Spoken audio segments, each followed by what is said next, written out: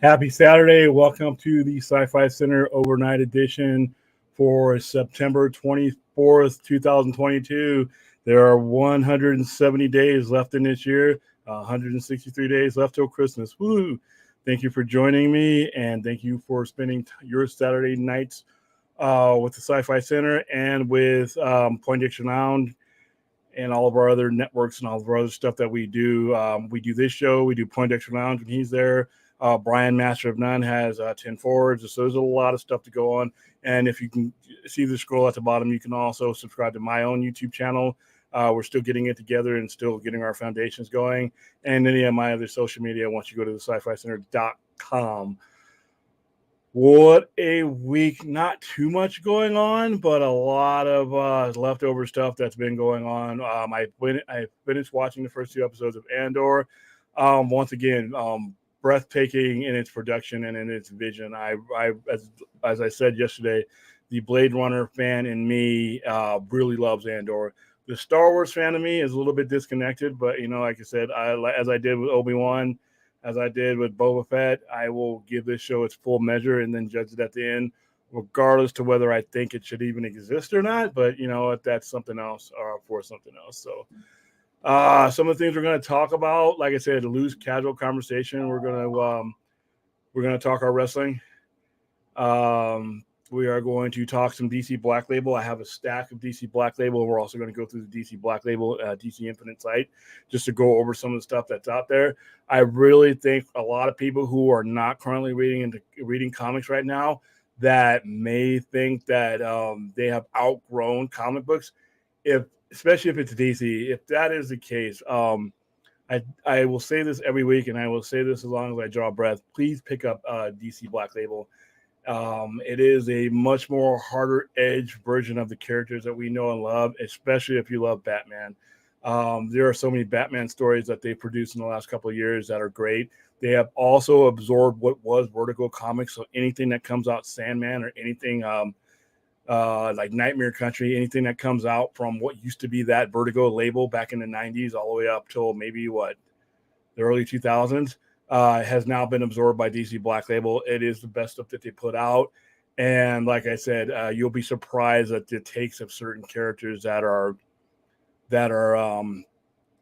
they've taken with those characters. They're allowed to do a lot more harder edge stuff. They're allowed to do darker stuff. They're allowed to do grittier stuff. And they're allowed to push boundaries that they are not allowed to do in some of the basic comics. And one of the things that I've noticed about DC Black Label as it grows in influence, I'm looking at the mainline comic books. I'm looking at the mainline Superman and Batmans and the characters that I see in Black Label, and I see that they are their stories are starting to turn towards what Black Label is. So even if you haven't read DC Black Label and you're reading the basic stuff, once you start reading it, you'll see that there's a bridge being made between those two imprints, and I think it's for the better. It's the best-selling stuff I have for DC, and it's my favorite stuff to read. But that only brings up the topic when we get to it of what are you guys reading right now? What stories are you in the middle of? Same thing with the wrestling topic I'm going to bring up. My favorite feud of all time is Flair Steamboat. It's damn fly. Been haggling me all day. I'm going to kill it on air. Ricky Steamboat, Ric Flair.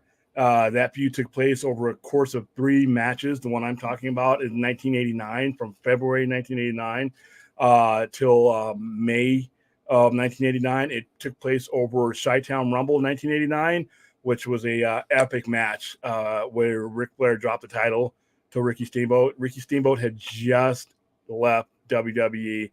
He had just a few months earlier, he left WWE or WWF at that time in January, and by February, he was in, later that month, January, he was in WCW at the time, or NWA.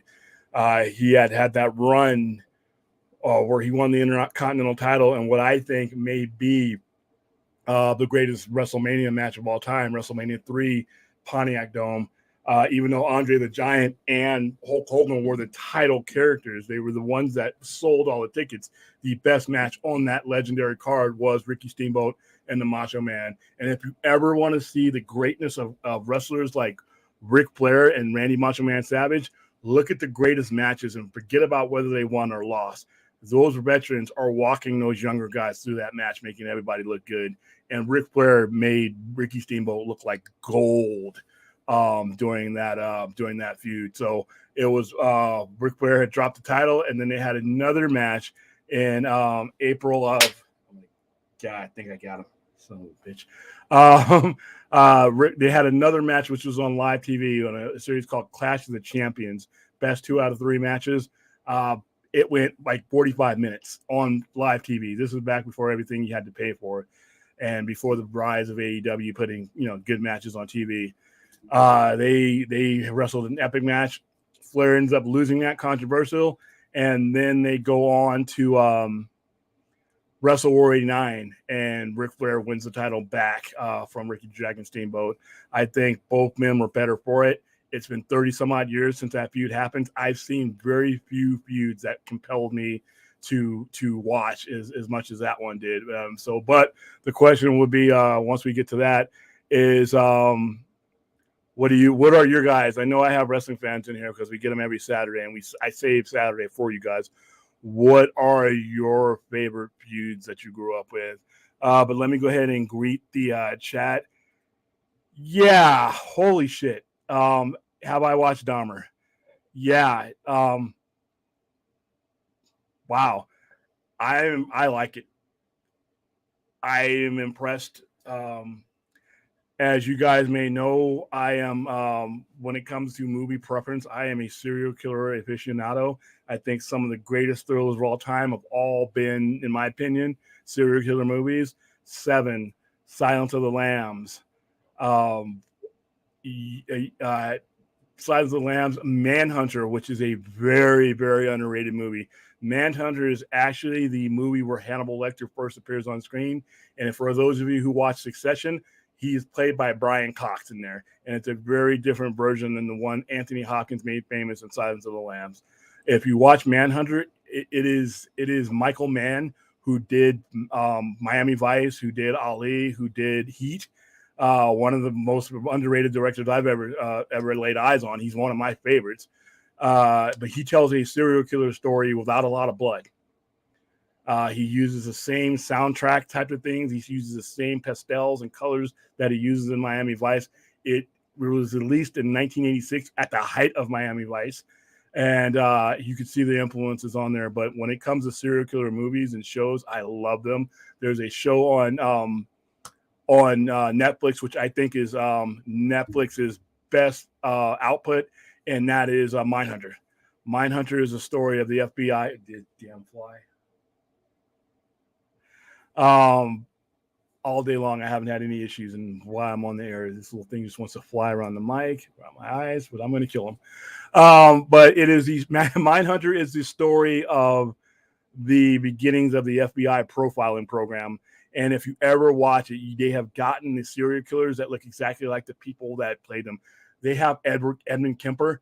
They found a 6'9", 300 and some odd pound guy that looks exactly like him. He sounds exactly like him. Creepy as hell. And they basically are doing interviews while they're investigating serial killer murders. The first season, they're investigating one particular serial killer, not a really famous one. But then the season 2, the entire backdrop of the season is the Atlanta child murders. For those of you who don't know what that is, back in the late 70s, early 80s, there were up to 22, 23 kids that they really never got to figure out the exact number. And they were being killed in the inner city of Atlanta. And season 2 of Mindhunters goes throughout that whole thing. At the same time, they are interviewing serial killers, famous serial killers. I mean, Ed Gein, all of these guys are on there. If you haven't had the chance to watch the whole thing and you don't think you may have time, Google this, or you type this in your YouTube search. Season 2, episode 4, I think, the Charles Manson interview. It is the best 5 minutes of that year's TV, and it's the best 5 to 10 minutes of the entire show. The person that they got to play Charles Manson is the same person that I think plays Charles Manson in Once Upon a Time in Hollywood. He plays him to the T. He looks like him. He sounds like him. He moves like him. That you Google Mindhunter, Charles Manson, and you will see some of the best acting of that year. So when it comes to serial killer, that's my preference. I love serial killer stuff. I mean, call me sick. I did just make sure the best movie. Dahmer is great. It's I was gonna save this for a later topic because I know a lot of people haven't had a chance to watch it. It is as disturbing as it should be. If you don't like the not romanticizing, but I don't know if that's the right word. Somebody give me a better word of what he was and what he did. Don't watch this show, but it's I've never seen such a gruesome portrayal of a serial killer. I mean, like that. I mean, with Ed Gein, they did Chainsaw Massacre. I've seen exaggerated forms of real life serial killers. And if you look throughout some of the serial killer movies, Zodiac Killer was one of the more, I mean, even right now, the influence that Zodiac Killer had on the Batman, it's an exaggerated version. With Dahmer, it's not exaggerated. He did that shit. He's gone now, but this is what he's doing. I personally, Chuck, maybe you can differ on this one because you've seen it as well. I don't feel like the show is sensationalizing anything. That was him. If you guys were around and watching the news when Dahmer was when they first started finding the body parts and the heads and the refrigerators and other body parts, I won't get too ghoulish, but there are other body parts that he keeps in his refrigerator. And I always say, if you're going to tell a story like that, if you're going to tell a serial killer story, and you're going to compel me to either be to empathize with the victims or have a feeling of dread of what the subject, in this case, Dahmer is feeling, you got to be as accurate to the point where it's uncomfortable. You have to be telling me a story that if I were a juror in a court, would I convict this guy? And when you're presenting that case in a courtroom, you see it all. You see all the gore, you see all the dismemberment, you see everything. Nothing is held back because you have to be a accurate portrayal has to be painted of that person in order to compel you to convict him or acquit him. And in entertainment, I feel it's the same way. Obviously, the stakes aren't as high, but when you're trying to convince someone to buy in, to give you their money for a movie or to give you their time and to spread the word about you, you have to be compelling. And for better or for worse, Dahmer is. Not a lot makes me discomfortable. Mutilation, genital mutilation and horror stuff, anything that happens with the eye. But the overall vibe, I can understand why people have an issue with Dahmer because it is what it is, and it is what he did.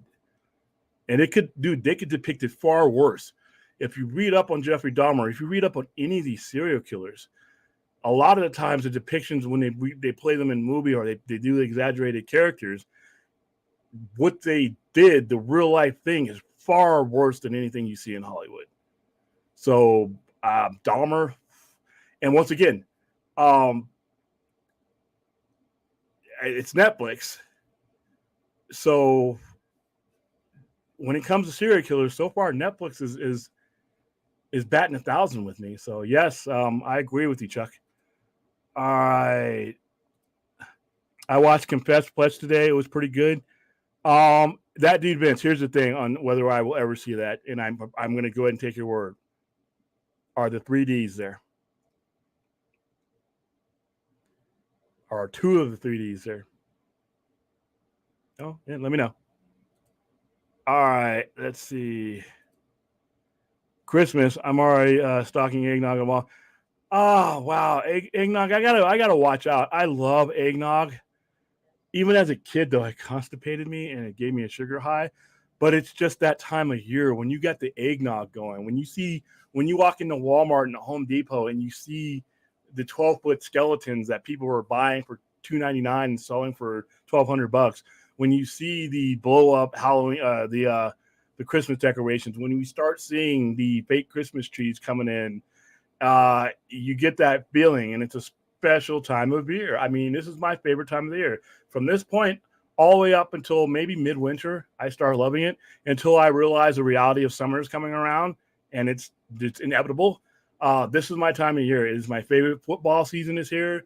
The NHL is starting. The Dodgers have just won their 105th game, so they're setting me up for whatever disappointment that they'll put me through. But, this is a one time a year where all the sports overlap, or one of the few times a year. I love this time of year. So, yeah, Christmas is coming, buddy. I feel bad for you guys who live in the Midwest and have to shovel your way out, but sorry. But I live in Las Vegas right now. I grew up in California. Like Christmas to me is just a good time of the year. But Halloween's still my favorite, though. It's the one time of year where everybody gets in on watching horror. Listen, you should be watching horror 365, 24/7. You should have a Shudder subscription. You should be watching the stuff that we're watching on Netflix. On Christmas Day, you should be watching slasher movies. I mean, that's they make them for Christmas. That's just me. So yeah. Hey, Kenneth Corrales Jr., how you doing? William, do you think DC Dark Crisis or Infinite on Infinite? Well, let me start again because apparently I can't talk. And this goddamn fly. I'm sorry, guys. I'm going to kill this fucking fly. Or gnat, whatever the hell it is. William, do you think DC Dark Crisis and Infinite Earth comics that each series will be restarted? Yeah, that's what their preview is the previews and everything that I've read. In fact, I just saw some of that today.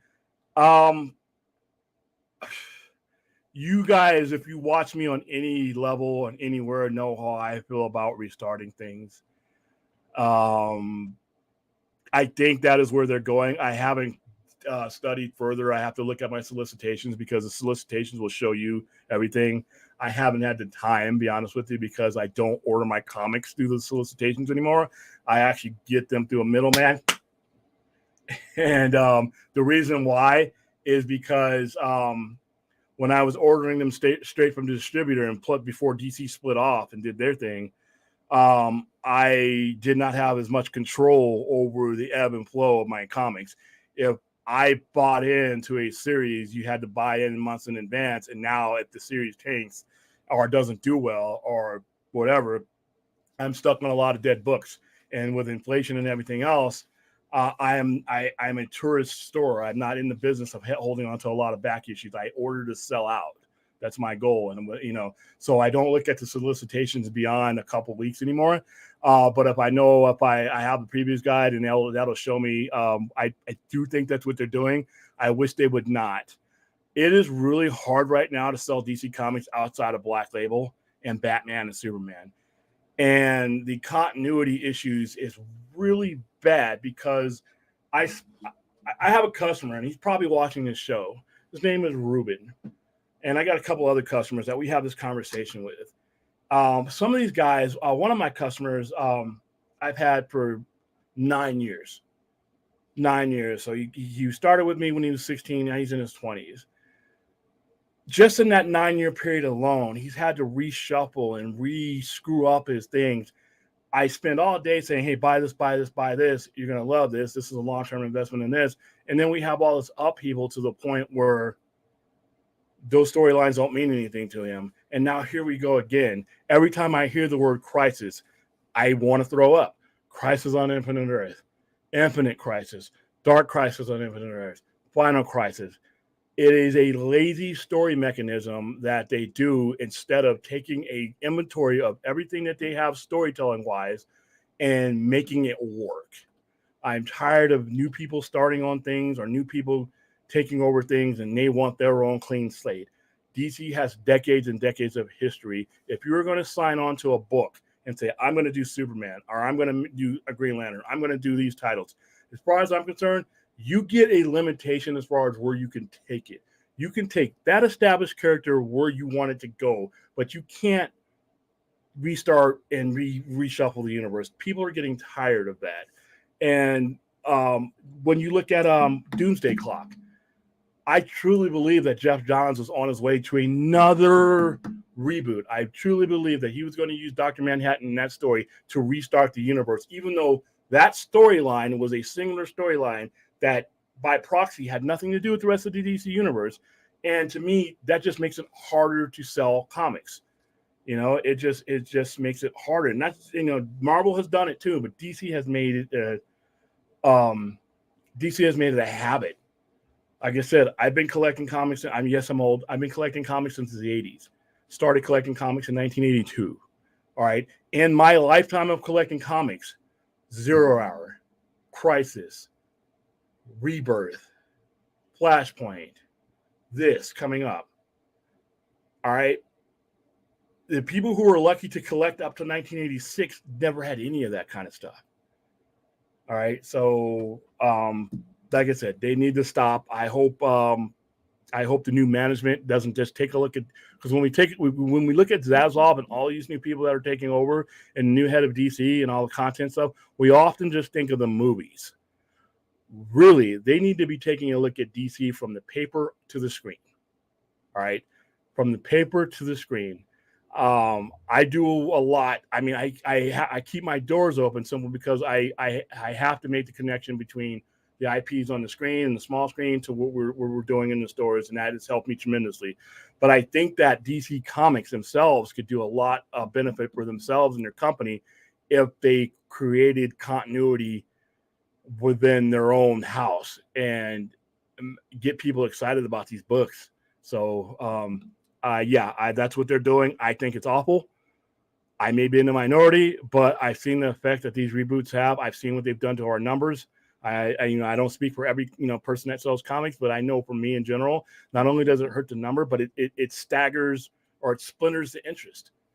People just get tired of starting over, over and over and over again. And once in a generation, yeah, but 6-7 times, knock it off. Okay, so let's see. So we've gone from serial killers to DC. They've made a couple of them. Hey, Mr. Byrne, I think they've made a couple of Gacy shows. I know they've made a couple Gacy movies. There's another one, dude. All I ask is that, hey, if you're gonna make a serial killer movie, if you feel yourself holding back, don't make the movie. If you're going to give me some implied 3Ds instead of the 3Ds, don't do it. Did those killers hold back? No. And if you guys do as directors, then you're not properly portraying the character. I mean, so I think there is Gacy series. I don't know if they're miniseries or documentaries. I got to look it up. Hey, Netflix, if you're listening, there you go, because I'll watch that too. Because Netflix has me hooked, man. I mean, so when it comes to serial killers, they are currently, other than watching documentaries, Netflix is giving me the best content out there as far as serial killer. I know this is a horrible topic to be talking about, but hey, it's what I'm into. Let's see. Kenneth Corrali, the Flair Steamboat rivalry was so amazing in the late 80s. Yeah, and you know what? It holds up. It holds up. I'm going to show some footage here, and I'm going to mute it. But when it comes to if you look at all the feuds, the only feud that I really think that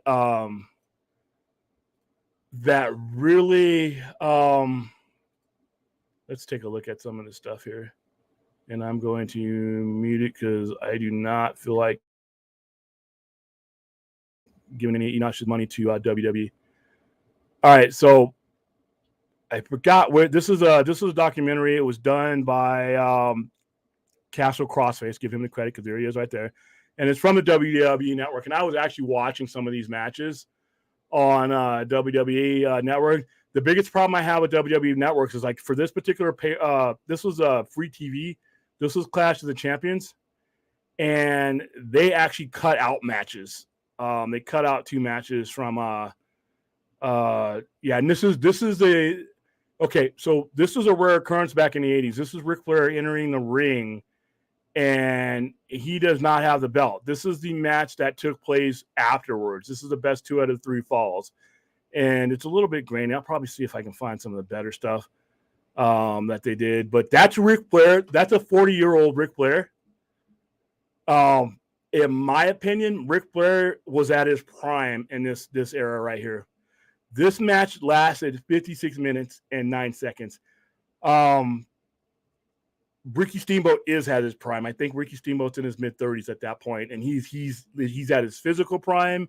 He's at his wrestling prime. Remember, just 2 years earlier, 2.5 years earlier, he'd wrestled what is still widely considered one of the best matches of WrestleMania history against the late great Macho Man Randy Savage, and like that match.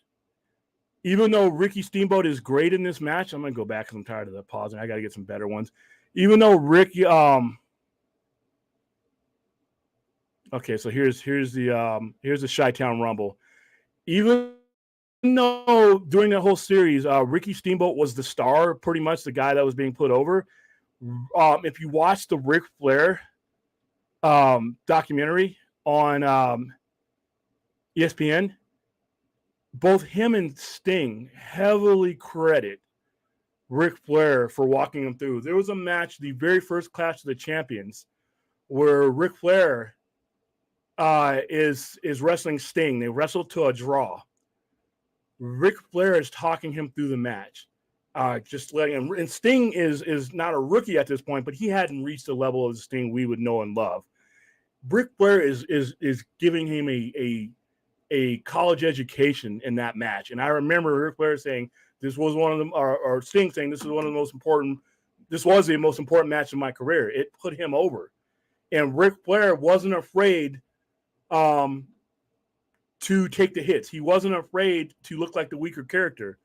It was the same thing in this feud. He wasn't, a lot of the guys in modern wrestling today, it kind of aggravates me because Ric Flair wasn't afraid to lose. He spent a lot of time at the top with the big gold belt, but he lost it. I mean, in order to become a 6, 7, 8, 9 time, 10-time champion, you have to lose it. He drops the belt here to Ricky Steamboat. And the point from February 20th, 1989, a pay-per-view, by the way, it was on a Monday because they didn't always do pay-per-views on Sunday then.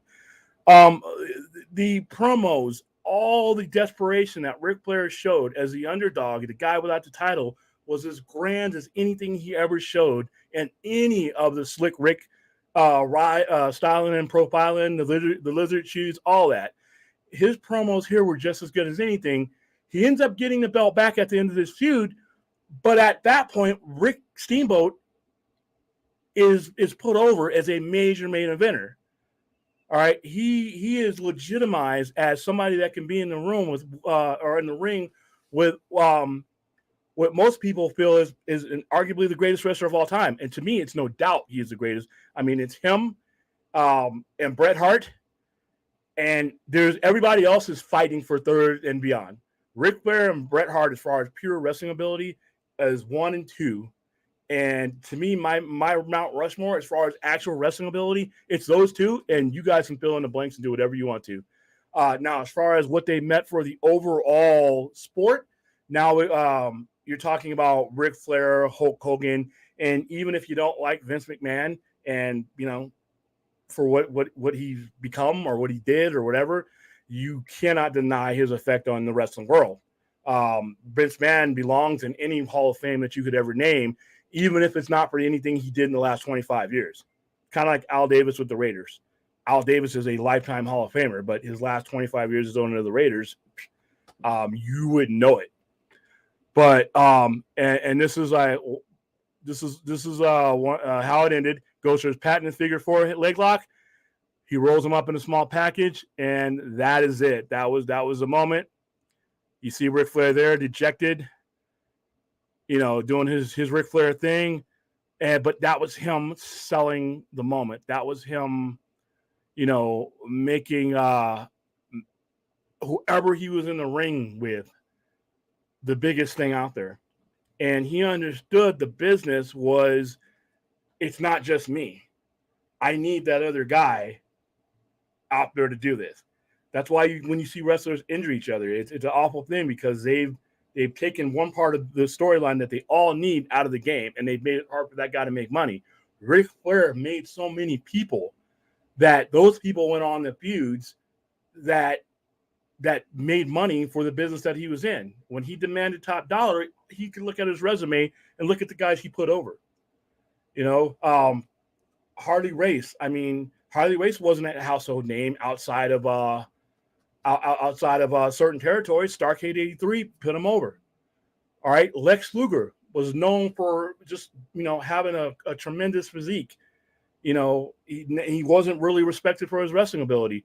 That match at Starcade, I think it was Starcade 87. I think it was where they wrestled to a draw. Actually, no, it was Ric Flair beat him by putting his legs on a rope. And if you look at the documentaries of that, even then, instead of a clean win, he chose to cheat. He chose to cheat, and he did that because a legitimate win over Lex Luger would have taken Lex Luger would have taken some of the heat off of him. A cheap win, as it was called back then, still let Lex Luger walk away with a lot of he still was over.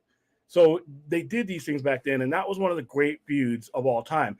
You could add Ric Flair to any feud, especially during the 80s, and it didn't matter who it was. Ric Flair could have been wrestling me in the 80s. Ric Flair could have been wrestling 12-year-old me in the ring, and it wouldn't matter. He would put me over. After I was done with that match, I would be on a pay-per-view making good money the next time. And the promos. One of these days, I need to find out if I can run Ric Flair's promos on StreamYard or on our thing and not get copyright strike. Ric Flair's promos, I'm not an overly religious guy, but Saturday afternoons at 3:00, I was going to church if Slick Rick was promoting a match, telling me what he was wearing, what he was buying, he would give out the hotel where the women could go meet him. He would take off the $2,000. He called them the lizards. I got the lizard shoes. And his speech, it didn't matter what he was saying. Ric Flair could be telling me to go jump off a cliff, and I'm at the end of his promos, where's the cliff? I'm ready to go. I mean, nobody does it better. And I am glad that he's still alive and kicking, and he's wrestling, even though I wish he would stop that. But Ric Flair is like I said, the greatest wrestler of all time. That feud with Ricky Steamboat is how textbook. That's how you build feuds. That's how you build feuds over time. It is a lost art. The only time, be honest with you, that I have the only two times, especially in WWE, that I've seen them take that much time and effort to put a feud in. One was the Shawn Michaels match with The Undertaker. The first year when they built up the match, in the end, it was one of the greatest matches WrestleMania's ever put out. Not as great as Randy Savage and Steamboat, but the two matches that The Undertaker and HBK had were up there in the top 5, in my opinion. Now, he loses that match. Spoiler alert, it's been almost 15 years.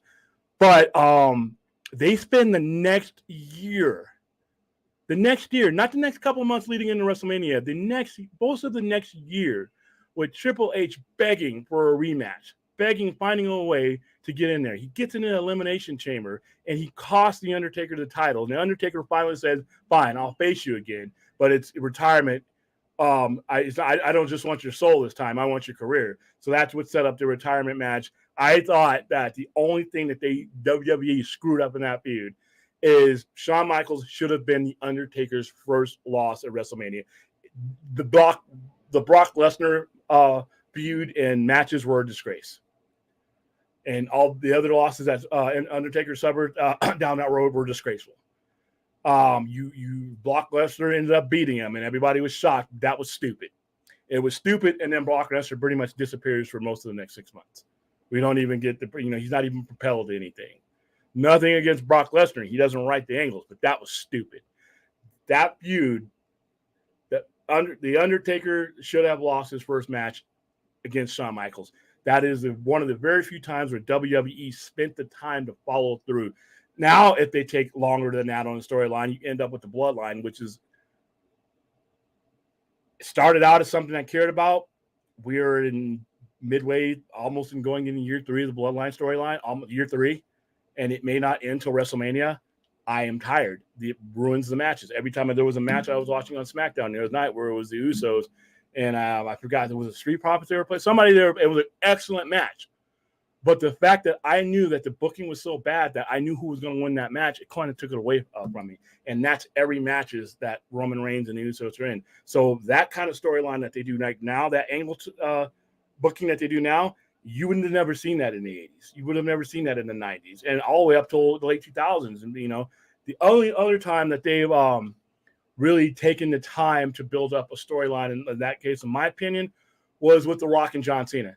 Now, this wasn't as good as the ones I'm bringing up because both guys took time. The Rock came in, beat Cena, and then he disappeared, came back, screwed CM Punk, who at that time I thought was great, even notwithstanding what you think about what he's doing done in AEW.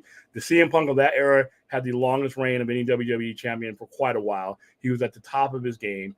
They came in, they had him job to The Rock just so that they could turn around and have him face Cena in WrestleMania. So The Rock kind of took time off, but that was a year-long storyline from one WrestleMania to the other that they build up. They don't do that anymore. They either don't give a storyline enough time, enough sense, or it drags on. Like, I can't remember the last time Roman Reigns lost a match or was in a match that that wasn't a predictable ending. As until we get closer to WrestleMania, every Usos and Undertaker Roman Reigns match, you might as well just pencil it in, and that's not good. That's not good for them, and I don't even think it's good for the wrestlers. All right, so hey, how you doing, Jared? George Pasha, or Pasha? You got to explain to me what that means one day. All right, the Stone Phillips interview with Dahmer will give a clue to who he was. Oh yeah, man. There are interviews of Dahmer to where there's just nothing there. There's nothing behind that. It's almost as like Michael Myers could talk. That's it sounds like the kind of conversation that we would have with that you have with Dahmer. It's just there's just nothing there. He is devoid, and his explanations of why he did things was like, wow, dude. But then that is the mentality of a serial killer. He's probably one of the most grounded serial killers as far as he just turns it into a casual conversation. Oh, by the way, this is what I did. This is why I did it. I wanted to keep them forever. I didn't want them to leave. I was making zombies, and that's legit. I'm not exaggerating. For those of you who are not familiar with Jeffrey Dahmer. Yeah.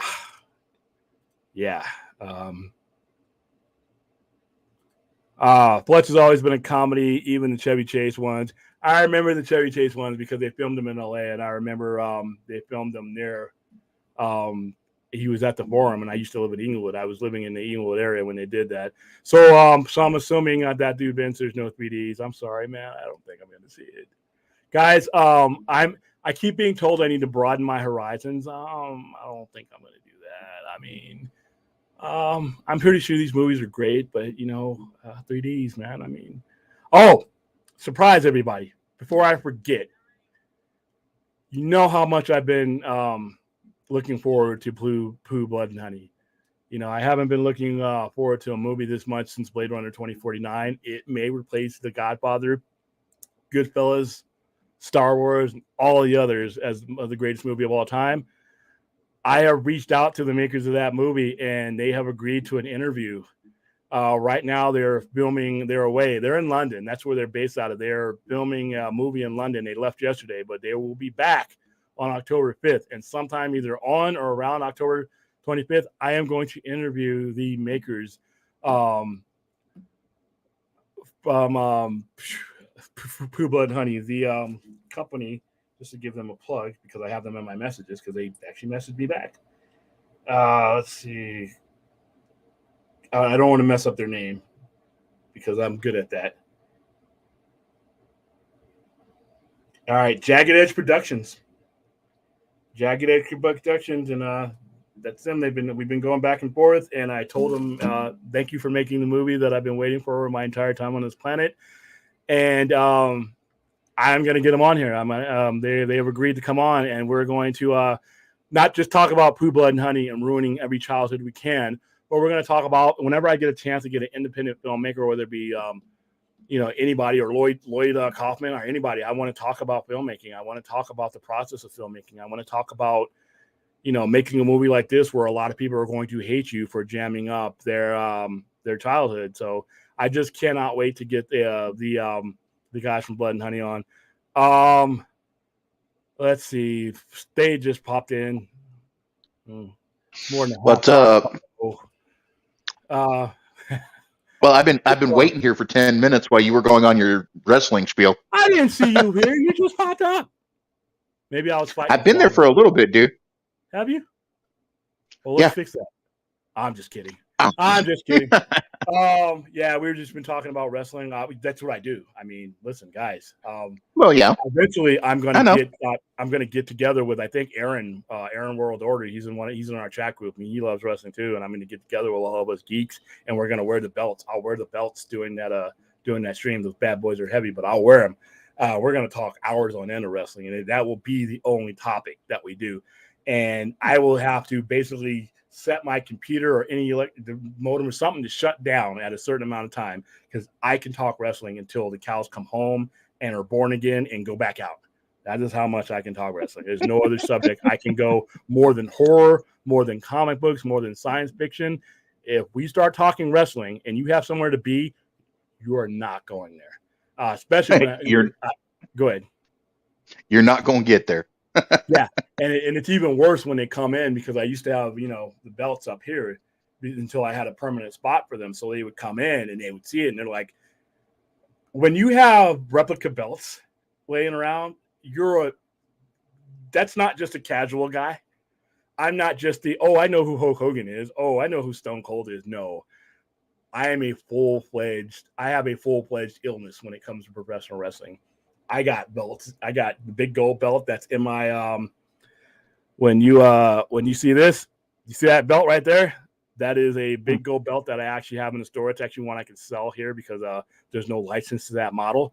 All the other belts I have are bootleg, so you can't really do anything with those. I can just have those. But the big gold belt, I have it sitting on my shelf at the house. And I told one of the belt groups that I was in, because we're all collectors, and I could be having the shittiest day imaginable, right? I could be having just the most mundane. I can't stand people. I just want to lock myself in the house, whatever. I could be mentally and physically just not feeling well. All I got to do is turn my head to that thing, and it just makes me happy. I don't know what chemical it is in my brain that that it does for me. But when I go over and if I'm feeling really crappy, yeah, I'm a nerd. I'll put it on. I'll put it on. And if I'm talking Ric Flair, dude, there's been conversations I've had with tourists that come in here, and we start talking Ric Flair, just like I talked during the promo. We start talking Ric Flair, and I will go get that belt. When we start talking New Japan, I will go get my IWGP version 4 that weighs a whole lot of pounds, and we could be talking 2 or 3 hours. I'll have that bad boy over my shoulder, and we will talk. And like I said, there's just a certain amount of level of a conversation that you're entering when you see me talking New Japan wrestling and I roll up in that. All right. Yeah. It's not me, watching a couple things on, TV and saying, I'm a TV expert. No. When I sling that over my shoulder to the point where you can't even see my patented lightning bolt no more, and I come towards you like this, starting a wrestling conversation with that big old thing, then grab a chair. I might even order some pizza. I may turn this TV on, and instead of talking about the match, hell, why not just watch it? Damn it! So yeah, right. let's talk about some of these Flash. Let's see. My favorite. Okay, let's see. St. Clinton, my local homie. I love your avatar, by the way. One of these days, we and you're going to meet, and I'm going to be wearing that whole tut thing. Me and you're going to be just wearing pairs of them. My favorite wrestling feud growing up was Bruno Sammartino and Larry Zbyszko. Woo! Wow, that is you're going back. You're I'm not calling you old, St. Clinton, but I know when that feud took place. I was still watching. Bruno Sammartino was at the end of his career when I started at 82. I don't think he was too far removed from being champion. I mean, he wrestled a lot and he wrestled well in. Larry Zbyszko was in his 30s during that feud. And Larry Zbyszko is he wrestled well into my teenage years. He teamed up with Arn Anderson, become the Enforcers, won tag team champions. He was part of the Dangerous Alliance with Rick Rude and all those guys. Larry Zbyszko was a bare knuckles technical wrestler. One of the better. I wish more of his career would have taken place in the television era instead of the territory era, because back in when those guys were wrestling, even WWF wasn't as televised as it was. That's one of the good things that Vince McMahon did. He brought WWE or WWF at the time into the television era and brought exposure to a lot of the other territories, because even WWE was like a little bit more territorial as far as television goes. And you had other federations like World Class Championship Wrestling with Von Erichs and Jerry the King Lawler. You had the AWA, you had NWA, and a lot of their split up territories that were represented by one. But a lot of people did not get to see. Most people watching wrestling now will know who Bruno Sammartino is, because whenever you talk about Roman Reigns, you talk about one of the longest reigns of all time, and Bruno Sammartino, I think, had the longest. That was a great feud. And Larry Zbyszko was one of the most underrated. And I'm glad towards the end of his career, before he became an announcer, he got some good matches in. He got a chance to hold some titles, because a lot of those guys didn't. All right, so okay. It's interesting that you bring up the Von Erichs, William. Yeah. I actually got to meet that family. They were Fritz, their father, was friends with my dad. And down here in Texas, they both own ranches. Yeah. And some things they happened used to to those ranches, unfortunately. Yeah, I know. Yeah. But they used to sell animals to each other, like livestock. Yeah. You know what? What? I don't bring up the Von Erichs a lot, and I should, because every time I think of the Von Erichs, I think of how 5 of his 6 sons died, and they died young. They Very died young. One of them was 22, 23 years old. Kerry was, his was a little bit more aggravated because of the foot injury and the amputation and all that. But these guys did not make it. And to have 6 sons and have 5 of them die very, very, very, very young. And, because back in the day, I mean, the latest one died in the 90s. I think Kerry Von Erich died in 1992. Back then, and that's why whenever somebody who's an athlete or a superstar of any level comes out and says they have mental illness or they're getting help, I applaud that person. I don't give a fuck who it is. If you come out in public and say, hey, something up there is not working, I'm going to get it fixed, I applaud that person. That person is a hero. That person has just saved lives. That person has made it and let everybody know that you're not some pussy for going out and getting help. Back in the Von Erichs era, and a lot of these professional wrestlers and a lot of people in general back in that era, you were considered weak if you came out and said these things. And instead of going to get help, they thought help through alcoholism and painkillers and all that. And a lot of them either committed suicide or they didn't. Their bodies broke down and they couldn't do it anymore. I'm glad that this day and era, obviously the schedules are different, but in general, I don't care if it's a football player, actor, actress, when they come out and say, hey, you know what, taking some time off because I got to get my head straight. Oh, you know what, I'm talking to a therapist. Back in the 80s and 90s, that was a death knell to your career no matter what it was. You were figured crazy and you were considered weak. Now I'm so happy that is, because of what the Von Erichs went through, that people can go get help and say out loud, I'm going to get help, and it not be some kind of stupid ass stigma. I wish that something like that had been around for all the Von Erichs. One of them died of actually, not suicide, but there was 3 of them were suicides. And it's like, geez. Yep. But yeah, but Von Erichs, I every time that name, because it came up the other day, because I was watching a wrestling documentary, because I watch too much wrestling, and when it's not on the air, I'm watching documentaries, and that was one of them. And I was like, wow, I need to turn this off, or otherwise I'm going to put myself in a pit that I may not be able to get out of. All right, Donnie B, welcome to the channel. William, how about the great mood of Sting 7? Yeah, damn kids, I had people telling me, hey, who's that? And I was like, oh, dude. I felt like 187 years old. The great Muda. If you don't know who he is, Google that motherfucker. Boy, the great Muda.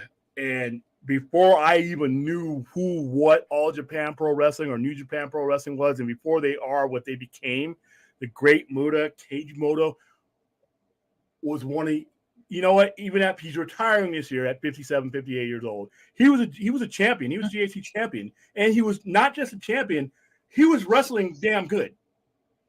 You know how Sting is 60. They're roughly the same age. And Sting is kind of slow. I mean, he's got injuries and all that. Dude, the Great Muta is the Great Muta now. The Great Muta could run me through the emotions. And he's been the Great Muta the entire time. And he was a high-flying dude, backflips. He was the only dude at the height of Sting's ascension that could get a clean win over Sting. He beat Sting for the television title. I watched it on TV. There was a match. And one of these days, we're just going to have to get a show where we can just watch matches because we'll just do a marathon. We'll probably do it for charity. We're like, I will do it until I collapse. And when I collapse, you guys stop donating. We'll donate it to AFSCP or to ALS something. Where I just do a marathon. All I'm doing is reviewing matches. The Great Muta teaming with Terry Funk going up against Sting and Ric Flair, Clash of the Champions, on national TV. This was back before everybody got soft and you could put that type of violence on TV. One of the greatest matches I ever got to see, tag team wise, that took guys like that. Terry Funk, everybody called ECW, Terry Funk. Yeah, okay. That was a much older Terry Funk. He was still crazy violent by that time. He created the hardcore stuff, but they don't remember when Terry Funk was hardcore before it was cool. Terry Funk was making people bleed when you were not supposed to do that. And during this match, he uses his branding iron. That was his trademark back then. And he's hitting Ric Flair and Sting over the head with it. And he's not holding back. I mean, he's not just stomping on the floor. The branding iron is coming into contact with Ric Flair's hair. Ric Flair at this time had bleached blonde hair, the Nature Boy. Muta is blowing all kinds of shit at him. For those of you who are not familiar with Muta in his prime up till now, he came in wearing face makeup, and he wore red gi pants. He had face makeup symbols on his face. Sometimes it was red and white, sometimes white and black. And he had these pills. He had these tablets that he would put in. He would spray it at you, and he would spray it several colors throughout the match. He would come in, he would enter the match spraying that shit. And he would spray it 6-7 feet up in the air. He could reach you with it across the ring. He would do that. He would wait till somebody got in the middle of the ring. He would spray that shit. He could hit with accuracy. Thank goodness wasn't a poison. I mean, he had some aim. He hit Ric Flair with 2 or 3 different colors that night. So you had the blood, and then you had a blood that Ric Flair had gotten hit in the head with the branding iron. You had Muta sprayed some green shit at him and sprayed some yellow shit. I mean, and at the end of the match, Flair's bloodied the hell up. And and it wasn't the match, but it was violence. I mean, and just Terry Funk just resorted to straight up, I'm just going to kill you on national TV mode. And it was beautiful, man. It was violence that, like I said, that I needed at that point in my childhood. But Terry Funk and the Great Muta, and just watch the Great Muta in general. Later on in his career, he held the IG, that belt that you see me have slung around my shoulder. The Great Muta is on his name, is on that belt, right where I'm pointing at the mouse. The Great Muta is on that belt twice. And this was in his this was in his early 40s. He was still kicking ass. And then when I mentioned the Great Muta to people, and then, like right now, you wouldn't recognize him as the guy that I grew up with. People are like, who's that? I'm like, oh, wow. And then I might as well, all the old jokes that you guys mess with me about, they start feeling bad now because I remember watching the Great Muta when, like I said, people weren't watching foreign wrestling. So, yeah, I love that segment. So let's see. It's Clint. What's Clint got to say? It's bad when you mention Blade Runner. It's an 8-hour conversation. Yeah. And that was before Blade Runner 2049. You may get out with a couple hours, and you may get out with me starting to pull out all my all my stuff, all my giant posters, all my my spinners, and my silver suitcase with every version known to man Blade Runner on there. You know, my origami with the unicorn, my work print cut with the all the unfinished stuff in there. Yeah, that was before 2049. Now 2049 has come out. You may have I may tell you, you know what, we're closing up now. Come back and we'll continue this conversation. Yeah, there are subjects where I can do it. Pro wrestling is one of them though, and as you can see here, like I said, this is one of the I'm a pretty Clint will tell you, and St. Clinton will tell you, and anybody who has met oh, okay, I see. Yeah, well, what the hell, whatever. I am 6'2". I'm about 260. I have pretty broad shoulders. This belt is big on me here. And if you see some of the wrestlers that have worn this version of the belt, they've gotten rid of this belt now. They've gone on to one of the ugliest championship belts I've ever seen, the V5. That version is the one when I'm posing with Jay White when I showed you guys. That's the current version, that triangle-looking thing. I hate it. This is the one I really, really like, and it has all the wrestlers' names on it. And like I said, I am that wrestling fan. I'm that guy. All right, so let's see. Yeah, there's another story. I mean, Star Trek I can get into. I don't get into it as deep. I mean, I'm a wealth of knowledge and conversation when it comes to Star Trek. It just doesn't strike that you're going to be here forever nerve that wrestling does. I mean, Star Trek we can go on because there's different tones of Star Trek. Especially if I start talking wrestling to people that are my generation that have watched it growing up, and we start kicking back and we're reminiscing like I just did now at that Ric Flair feud. Yeah. Now, when it's the younger generation of wrestling fans, unfortunately, you guys are just fine, but there are certain things that the new generation says this is great. This is great. I can't believe what I'm watching, and I'm watching that at the same time. I'm remembering when it was a lot better. I think as much as Vince McMahon did for the sport, is getting it up to rocking wrestling and getting it up, Cyndi Lauper, the captain of Albino, pitting wrestling on the map and consolidating things and making it a TV thing. I also think he did a lot of bad things that really hurt the sport. The steroid allegations, even though he was acquitted of that, there was enough evidence. There was enough going on at the time where, hey, even if you weren't directly involved in it, you're the captain of the ship. In the military, the CO goes down. When the people below him, if there's enough chicanery going on, the senior leadership goes down. If you're a platoon, if you're a company commander, and you got privates and NCOs under your thing that are constantly screwing up, it rolls uphill and downhill. Squad leaders going, platoon sergeants going in certain situations. Even if you weren't directly responsible, when you're sitting in that captain's chair, you are responsible for everything that happens. And I think that a lot of what the WWE has done is not entirely responsible for a lot of the drug use and a lot of the things that went on. But in order to maintain a certain status in wrestling in that era, and most of the 2000s too, you had to do things to keep your body in condition, or you would lose your spot. These guys don't have health insurance. They don't have, some of these guys are their incentives are built into their TV contract. So there are some times when maybe that person should have pulled back, and they didn't. And instead of taking that time off, taking that real rehab, taking that mental health, they used other things to get them through. And that wasn't exclusively WWE, but you got to remember the biggest market share for a lot of years, especially from 2001 all the way up until when AEW came back, as far as that large federation, was the WWE.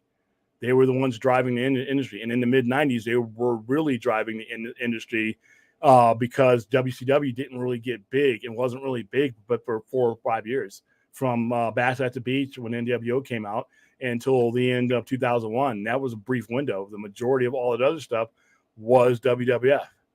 So, all right, let's see. That NWA title belt makes yeah, it does, Daniel. It does. It does. And yeah, you're right. You're 100. That's what it is. That is what it is. When you're when you have, like I said, technically it belongs to the store. It's not mine. It belongs to the store. It sits on the shelf. If somebody were to come in and say, "Hey, I want to buy that," I would begrudgingly, say, yeah, it's for sale, and then I just get another one put in the store. But where it sits right now, like I said, I often take it home with me because I am going to be doing. I'm trying to bring it up here, but when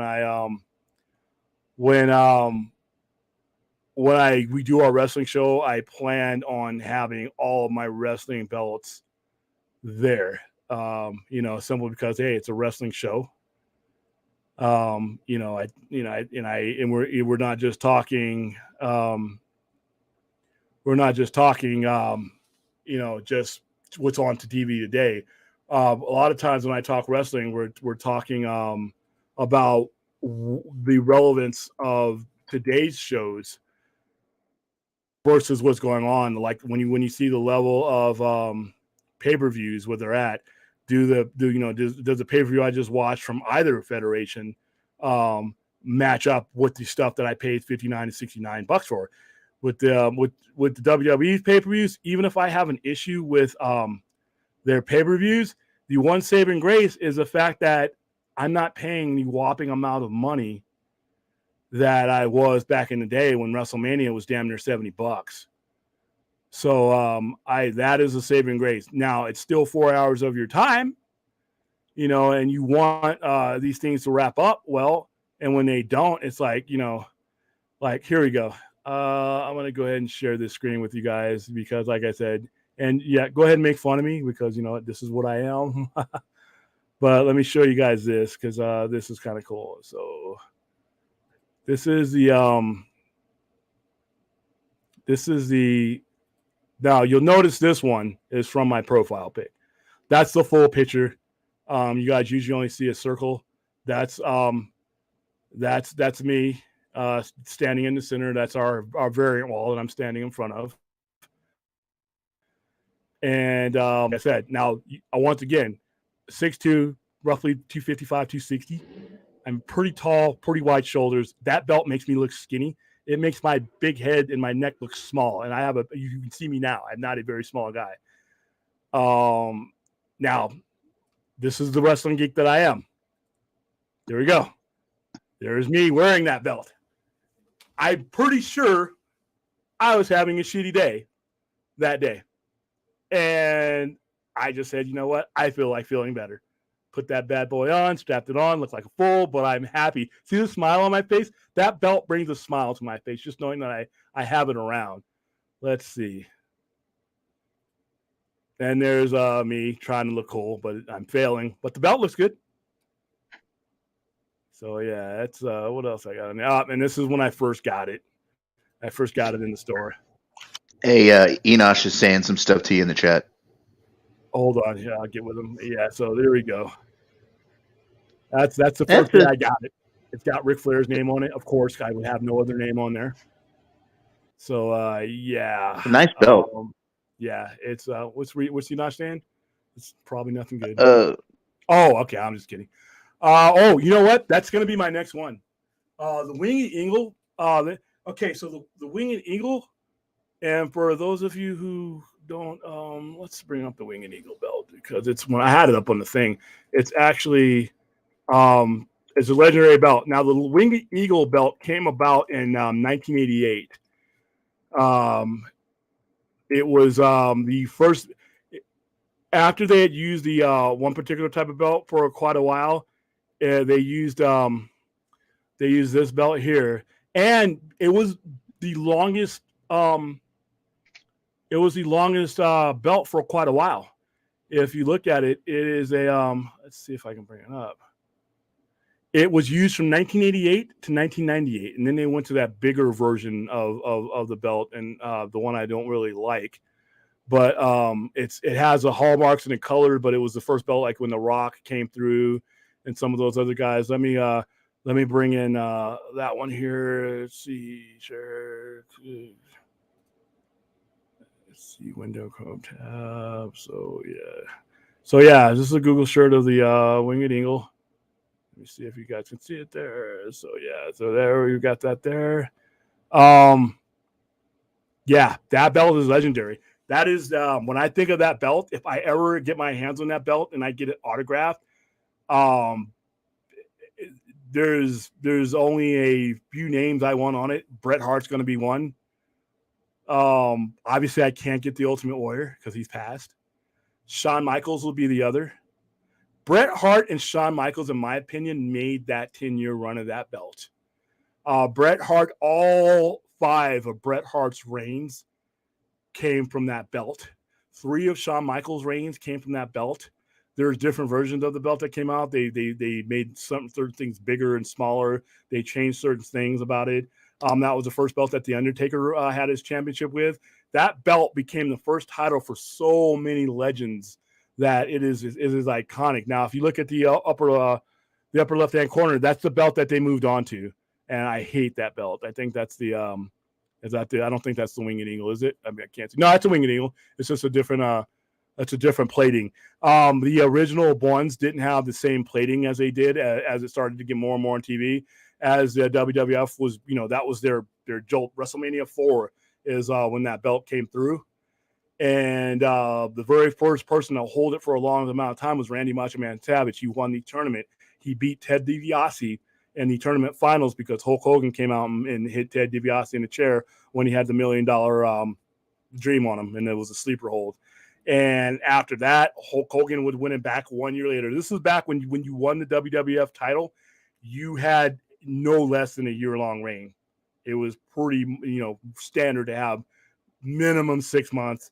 You didn't have next day title holders and all that. Back then, you had it. Hulk Hogan would win it back, and then it was a belt that the Ultimate Warrior. It's the only version of the championship that he ever won. And he was the first one. Shawn Michaels was famous for this as well. He did it with the Intercontinental belt. He was the first one to change the color of the strap. He had yellow, he had blue, and he was the first one to win the Intercontinental title at the same time as why he held the WWF title. It was WrestleMania 5 when it was or 5 or 6. It was WrestleMania 6 in Toronto. I remember watching that live. I remember WrestleMania was like a holiday. I mean, we'd have Clash of the Champions in the daytime, WrestleMania later on. But yeah, that belt is legendary. If I ever get my hands on it, if I ever get another belt for the store and you have to get the replica, I would get that, and I would have to get it signed by HBK or to me, it's Bret Hart. It's definitive. When I look at that belt, just when I look at the big gold belt, I think of Ric Flair. I look at this belt, I think of Bret Hart for me personally. And if I ever got my big gold signed, even though it is a store item for sale here, I don't think anybody's going to have a problem with me getting it signed by Ric Flair or Ricky Steamboat. I know other individuals have held that belt. To me, Ricky Steamboat, there's 2 people I want to have it signed, and it's those 2. Once I get it signed by them, that's it. It's going to go in a case. It'll go up here, and I'll put a price tag on it. Or it could sit here forever, and I would have no problem with that. I know that the big gold belt has been used. A version of it has been used in WWE. That is not the belt. If you look at that belt for the majority of the time that they used in WWE, that is a single-plated belt, and it has a WWE logo on it. The big gold belt did not have the real one, the one that you see me in my profile, and the one that I showed you the picture of. That belt does not have a logo on it. It did not have a logo on it until when WWE bought WCW, that version of it. And that is why there is no copyright on the big gold belt because that was never copyrighted. And that's why WWE had to put their logo on it to copyright their logo for when they sold belts on figures and stuff like that. Personally, I think having any logo on that belt is like spray painting the Mona Lisa. I think that belt being used in WWE or any other federation is like graffiti. And not because I have a slanted view towards WWF or WWE. I would have the same feeling if that Gold Eagle belt that we just put up was used as another promotions championship in that forum. You can do it. It's nothing, I mean, nothing illegal about doing it. That belt represents the greatest champions you had at that era. There has been no one greater than Ric Flair to hold that belt at his prime. Sting has held that belt. Bret Hart has held that belt too. Nobody reaches the zenith of Ric Flair had that belt. And another federation, to me, is just a prop. And I know there's a lot of the generations that are like, they only know that version of the big gold belt because of WWE. I'm sorry that that's the case. For me, that belt means Ric Flair. It means the NWA, even though it was part of the WCW. You know, it was given to him by the people who ran NWA, WCW at that time. I mean, I remember it was February 1986 when we first brought out that belt. And Jim Crockett, it was Jim Crockett that gave him a belt. You can actually Google the moment where Ric Flair shows up with the big gold for the very first time. And it is just like mine, is a brown reddish strap.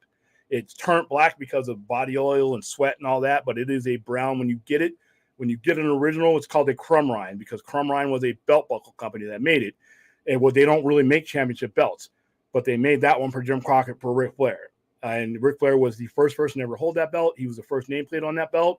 And it is associated with him. And I thought that even once they bought out the shell that was WCW, because really, remember, most of the contracts, a lot of contracts didn't come over because they were signed with AOL Time Warner, like Goldberg and all that. That belt should have been retired. Seeing it, you know, like I said, it would be the same thing if AEW were to purchase WWE and then use the Gold Eagle or any of their other Eagle belts as their title.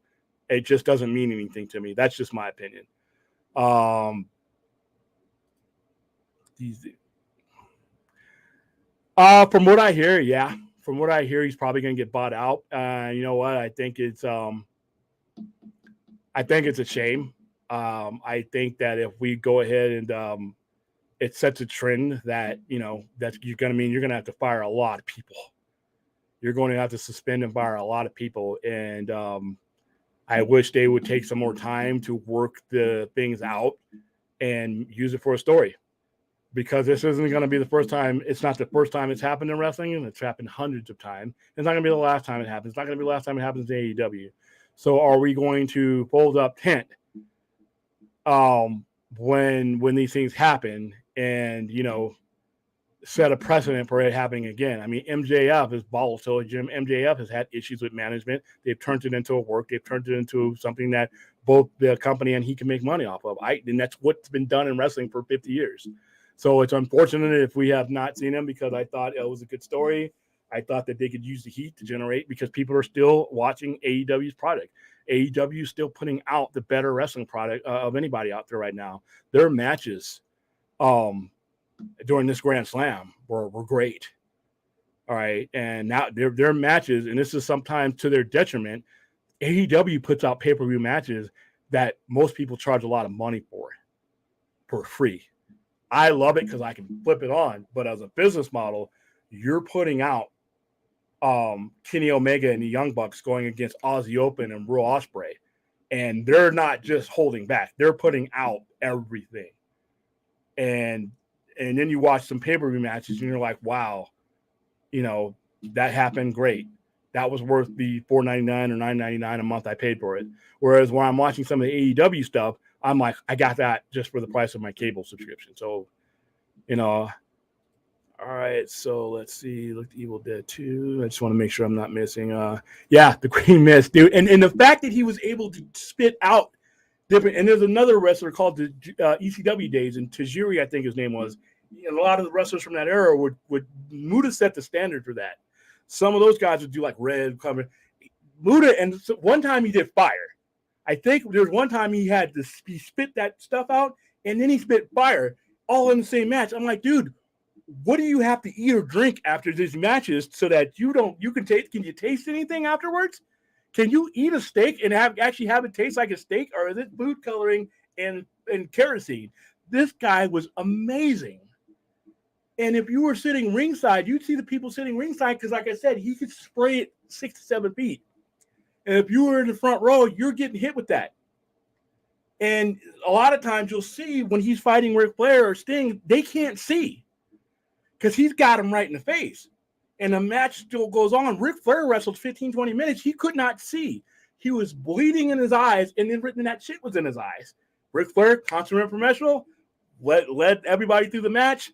That's how it was done. Man, that was great. I don't think you'll see, you see John Moxley bleeding and stuff on TV, but it's nowhere near. You watch the Clash of the Champions, the Great Muta, Terry Funk versus Ric Flair and Sting.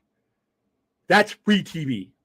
There was no TVMA, there was no TVPG or no.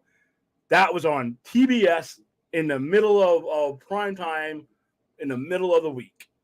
So that was wrestling back in the 1989, and it was great. All right, Jake, yeah.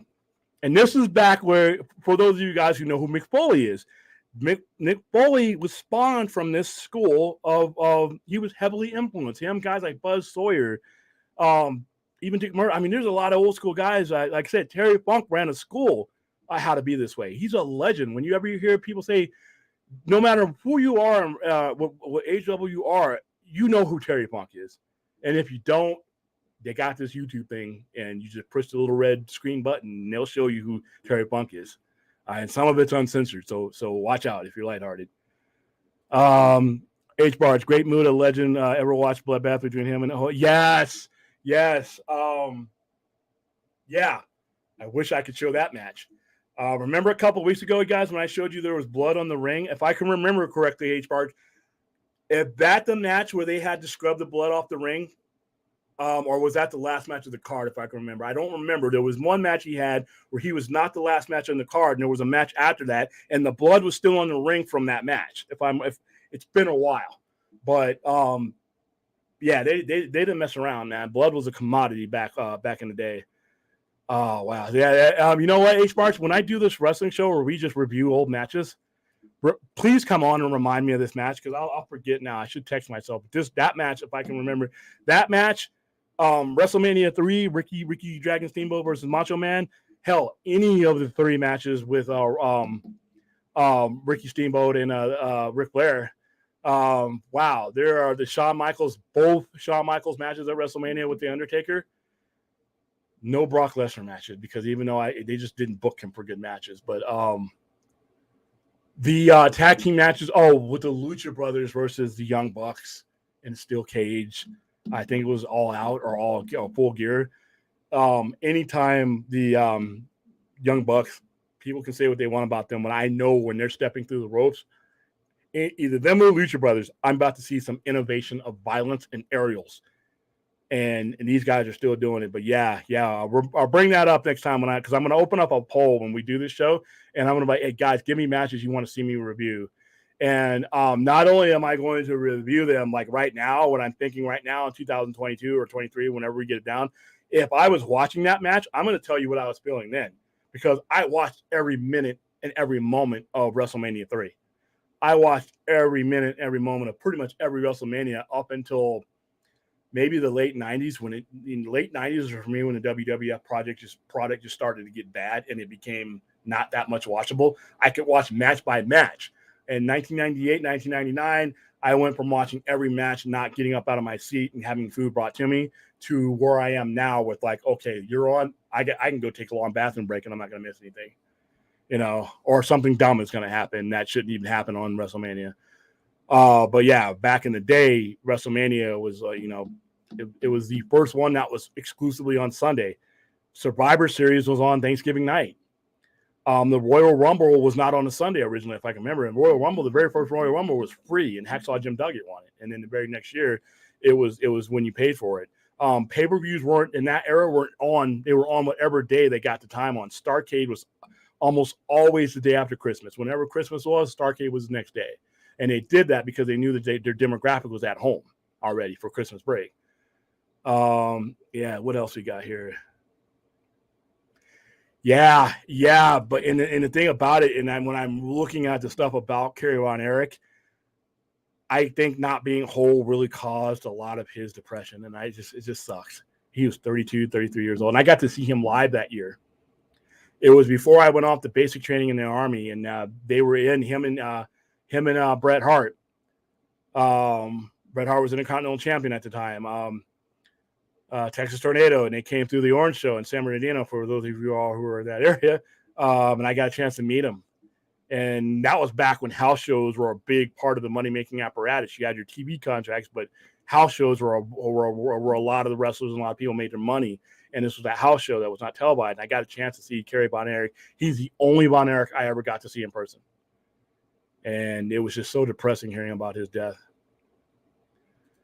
Dark Side of the Ring episode. But yeah, dude, that's what I was watching. By the way, well, when you brought up Kerry Von Erich, I had just watched that. It was not too long ago, and it was like I thought the Benoit one was gonna rip my brain apart. That one hurts. You can't be a wrestling fan and watch the Von Erich story and not just walk away just feeling nothing but sorrow and pity. Just a little bit of emptiness. Yeah. But it was a bad situation. And the words that Kerry Von Erich said when he's talking to Bret Hart, and Bret Hart, they were great friends at the time. And he was going through depression, and he told Bret Hart, I'm eventually going to go join my brothers. And, within the next 2 years, and Bret Hart, he just thought he was going through the thing. He thought he had talked him out of it. A lot of people thought he had talked him out of it. And then, that pull. And like I said, maybe if the Von Erichs would have taken place and these days, this day and era, we might have been able to save at least some of them. Shit. I mean, we might have been able to, like I said, in the era where stars are coming out and saying, hey, I'm not okay. Somebody like Kerry Von Erich would have been saying, like, me either. All right. Yeah. And it's just, and that's just depression, period. And like I said, one of the fundraisers I'm going to do later on after Phones is over is for not just for suicide prevention, but awareness, because there are signs now that are glowing red lights that these guys were going through in the 80s and 90s that we see now. And we're like, you know what, if you don't go get you help, we're going to get you help. I'm not going to leave you alone until you stop talking like that or until I know you're okay, especially if it's a friend or family. In 1990s, we didn't have a way to diagnose this. We didn't know the conversations. They could literally, for the most part, if you listen to some of the stuff the Von Erichs were saying before they killed themselves, dude, if you'd have said that to me now, I'm like, we're going somewhere and they're going to put you in a jacket until you're okay. I mean, that's extreme, but I'm sure you're good. Yeah. Until I'm sure you're good. Off my mind. I'm going to be texting you. I'm going to, hey, Dave, you okay, man? Because like right now, if I'm a night owl and I'm always on doing research and stuff on the web, and every now and then a friend of mine or so, I got to know a lot of friends that go through stuff, will type up, I don't want to be here anymore. Now, that person is like just going through a bad day. They may not necessarily be thinking about doing anything, but when I'm scrolling down my timeline and I see that, laugh at me all you want. If I got your number, it's 2 or 3 o'clock in the morning, you're getting a call from me. And you can tell me, hey, asshole, why are you calling me at 2 a.m. in the morning, 4 a.m. in the morning? What the hell's wrong with you? And I'm going to be like, I just saw some stuff on there. It didn't end well. Are you okay? What's going on? I've done that. Don't know if it made any difference to the person because, obviously most of those people, they're still around. But if I see anything like that, like what's going on in the 90s, you start telling me that I'm going to go join people that are already dead, I'm sorry, dude. We're getting you help, and I'm going to be on your nerves. Hey, what's going on? What's going on? You all right? You all right? To the point where you're so angry at me, you're not even thinking about taking it out yourself. But like I said, I wonder just how many of that generation of wrestlers would have A, been able to get the mental help that they needed, and B, if wrestling was like it was today, where the drug use isn't as bad as it was then. How many of these guys, I was watching a match with the British Bulldogs and the Heart Foundation. 3 of the 4 of those guys are dead. It's like, and then I'm just watching the matches, Road Warriors versus the Varsity Club. Mike Rotunda, Steve Williams versus the Road Warriors. Both Road Warriors died before they were in their 60s. Steve Williams died of stomach cancers. All these matches, 3 of the 4 guys in the ring, or both majority of the guys in the ring, the greatest WrestleMania match I ever watched. We brought it up 10 times just in the last couple hours. Rodney Macho Man is dead. Didn't make it to 60. Dusty Rhodes is old. He made it to 69 years old, but you got to, Ric Flair lived the hardest life of all of them. And, he had some near-death experiences. So I'm happy that I grew up and, in that era, but I'm sorry about the things that they put themselves through for my entertainment. So 90 Day All Japan, dude, and at the time when All Japan was pretty much an equal, the thing that hurts All Japan right now is they don't have a TV contract, and that's the thing that hurt in New Japan for a while before they got on Access. Without a TV contract, you can do streaming and all that. And as a matter of fact, when I get off here tonight, I'm going to watch a live New Japan event because I'm that kind of addict. But yeah, once they got their TV contract and they start crossing over with other federation, it gets them on. It gets that American audience in front of you. And like I said, people got a chance to see Will Ospreay for the first time, on AEW TV, and I'm happy.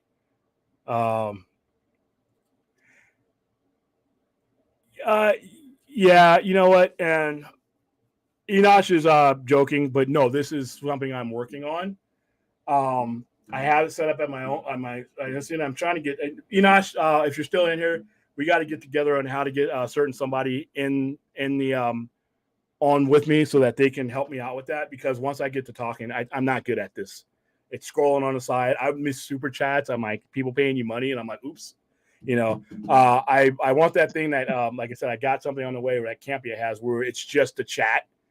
And when somebody does something in the chat, it'll do the highlighting on there for me so that I can turn and look. It's like a pad, but like right now I'm horrible. That's why I go so far back.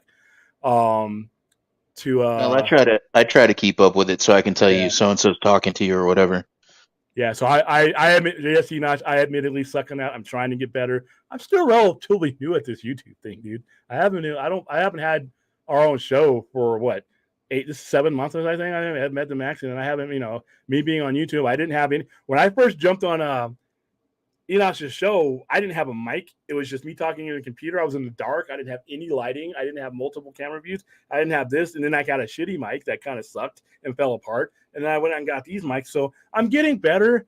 But yeah, I need help with that scrolling because I just something I've never. I'm tunnel vision, but I'll fix it. Pay-per-views are there all about being really long instead of actually having compelling content. By the way, this is Enosh. Yeah, you're 100% right. You're 100% right. Back in the day, they could do the compelling content and they could do length, or they could do a short content, but they had something. There was something in it for both wrestlers in the feud. I mean, even the loser of the thing, the guy lost 2 out of the 3 matches, right? Okay, but you know what? He was on that level for so long. When you're main eventing at a WrestleMania, at a Starrcade, at a Bound for Glory, or Wrestle Kingdom, nothing can take away that. Even if you are the losing end, you are at the top of the card. You're money now, and they don't really do that anymore. So it's like, ugh. Oh, hey, by the way, it's Enosh's birthday. I think he's 46. Looks much older. No, I'm just kidding. Enosh is 46. Yeah. I think he's 40 for another hour or so. He's celebrating his birthday. He had a nice little stream these last couple of weeks. It was cool. His son Landon got a tattoo that says "Dad" on it, and they had Superman on it. And so they took a picture of that together. I think that's cool. I'm always going to admire when fathers spend time with their sons, and fathers are people that their sons can follow. To me, the old man, William Powell Sr., is why you will never, ever see me raise my hand to a woman. You will never see me go without work or go without productivity. You made me the military person I am. Retired military. I'm 3rd generation military. You are that person's primary example. I don't have kids yet, and I plan to have some. But the primary man in the house is if he's available, if he's there, and that's an important thing, is dad. So to lay out an example so that even when dad's not in the room, I'm still always going to have a job. I'm still, going to carry myself in a way that, that the old man would. He never had to tell me to not do certain things, not to hit women, not to steal, not to go long, strength of time without, a job, not to be late. He didn't have to. I just watched what he was doing. So whenever, his son went out and got a tattoo of him, that tattoo's going to be there forever. That's cool. I thought that was cool today. Happy birthday, Enosh. So that was cool. And like I said, he's a fellow Virgo. I think he's a Virgo. Or he's a Libra. I'm not sure. I don't know where the date comes off, but that's cool. I thought that Still a Virgo. still a Virgo. Just Okay, barely. cool. Yeah. Just barely. He calls me old. He's 2 years older than me. Me and him would have been if I was a senior, he's a sophomore. So we're in the same walker. We're watching the same TV Land. We're watching the same Nickelodeon at night. And I would have been right between the both of you. I would have, when you were a senior in high school, I was a junior. So yeah, we are both Generation X's. All right, Hogan. Got to get Hogan and the Wing Eagle, but you're right. Yeah, Hogan. Yeah, because Hogan did hold it. He was the first one to have it in his. I think that was right after the Saturday night's main event, or right before that, where Andre the Giant and the $1 Million Man offered him money for it, and what ended up happening is, they'll never forget this. The two Errol Hebners, the twin. He had his twin brother who recently passed away, I think. He counted. It was a fake count. The shoulder was up, and Andre the Giant won the title. He immediately turns it over to the $1 Million Man, and what Jack Tunney said on Saturday morning wrestling like a week later was that no, you can't do that. Once you did that, you make it to the title, and that's when they held the tournament, which Macho Man won. Back then, you could see it coming for a mile, but we were kids, and it was great. And then you could see when they were going to break up because they started fighting over Elizabeth, and then the Mega Powers and all that. It was fun, and yeah. But Hulk Hogan was the first one to have that belt, and he actually held it several times. Actually, he beat Yoko here in Vegas, 1993, and WrestleMania, I think 6 or 7. He beat Yokozuna because Yokozuna had just beat. It was at Caesar's Palace. Yokozuna had just beat Bret Hart. Blow all that crap in his face, and and Yokozuna, rest in peace, well, part of the Noah family. He just beat him, and then Mr. Fuji goes in there and challenges Hulk Hogan. Hulk Hogan gets in there and beats him. So, and then he held it, and then Ric Flair actually held that belt, but that belt is not Ric Flair's belt. Ric Flair held that Ring of Eagle belt, but that's not. I don't associate that. But like I said, it's Renosh is right. Hulk Hogan, Bret Hart, and Shawn Michaels. That's it. And there's not a lot of space on a belt unless you want to get it signed on the back. So those are my guys that would have it on the belt. Let's see. I hate winging words. Yeah. Yeah. It's too big and it's too, but that's where they were going. The belts that they have now with just the logo on them, I think look ridiculous. I hated The Rock. The Rock bought in that version of the belt. I remember he dumped Cena's belt. Because Cena's belt actually had quite a while on it. They had the undisputed belt, and then Cena came in with his spinner belt, and he had Needed.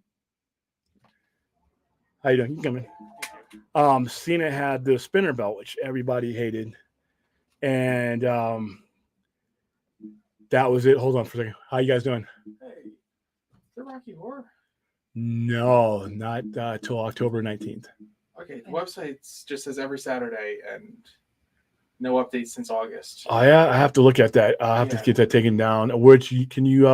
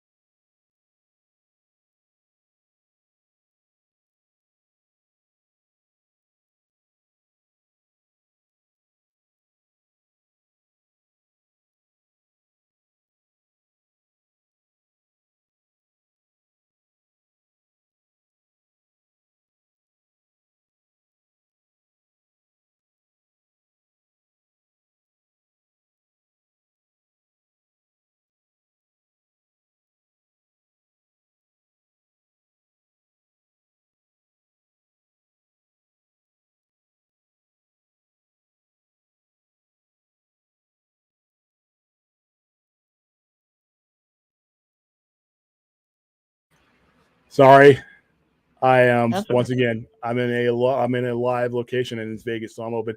Now they were asking about Rocky Horror Picture Show, and I'm like, no, we're not doing that till the 19th. But one of the fan sites lists us all and didn't unlist us. Mm. Well, what was I saying? Where was I at? Yeah. Oh, we were talking about John Cena's spinner, and when The Rock beat, he came in, he won the title from CM Punk. That's when he brought in a version of what you currently see now. It was the scratch logo that they were using that time, that whole chevron thing, and they've been using some version of that of both the SmackDown belts. I cannot stand those designs. I heard Triple H is changing them. Yeah, he's changing the titles. I hope it is a different, totally a more traditional. WrestleMania was his, yeah. That was huge. That was huge. Because the Ultimate Warrior was on the rise, and this was back when they used the belts to determine if you could make money on that level. So the Intercontinental belt was considered a mid-card belt, but they put that belt on you to see how you tested with the audience as far as, did they care about you as being a champion? Did your matches carry more? Did the belt mean more to you? I mean, what did you mean to the belt? And they would watch that stuff, and they would see the reaction you got as the champion. And if the reaction was strong, you found some way to either drop that belt and you moved on to a higher feud. Randy Macho Man Savage dropped the Intercontinental title and went on within a year. He dropped the title in 87, and within a year was world champion at WrestleMania 4. He dropped it. He literally dropped it at WrestleMania 3, and within a year, WrestleMania 4, he was world champion.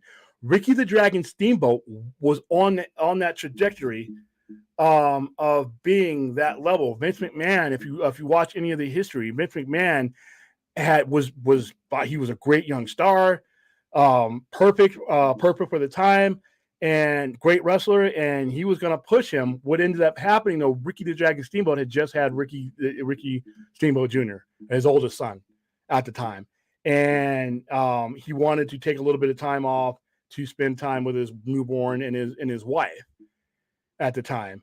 And Vince McMahon was like, no, I just gave you this belt, and we need to be pushing you. You need to be doing house shows. You need to do it. There's no time for time off. I have some disdain for Vince McMahon for other things, but I can understand that. You got the belt. You're about to get pushed. You could end up in a WrestleMania main event. I mean, of your own. And there was no time for time off. That's just not the way they did it back then. So he had him drop the belt to the Honky Tonk Man, who that became one of the first wrestlers for a while that did get the Intercontinental belt, even though he held the belt for a very long time, and it made me sick because I couldn't stand him. He held the belt for like 18 months. It was just too long. But he was one of the guys that did not ascend to the world title belt. But in SummerSlam 88, the Ultimate Warrior came in because Brutus the Barber Beefcake. I can't believe I know all this and can remember all this.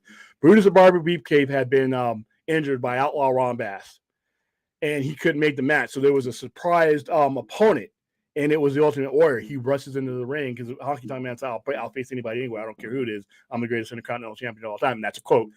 Ultimate Warrior comes in and beats him in 31 seconds, and from that point, the Ultimate Warrior is a star on the rise. And what ended up happening is he loses the title a couple months later. I'm going to kill this damn fly. To Rick Rude, who was another guy that was on the rise at the time. But the Ultimate Warrior, within a year, here we are at WrestleMania 6, or within a couple of years. Within a couple of years of him winning that title twice, it was up from there. Bret Hart broke away from tag team wrestling, and once he got that Intercontinental title around his waist, that was it for him. He was on an upward trajectory. They used that title to determine Bret Hart, to define Bret Hart as a singles wrestler, and they to break away from what was the Hart Foundation, because that's what they were known for.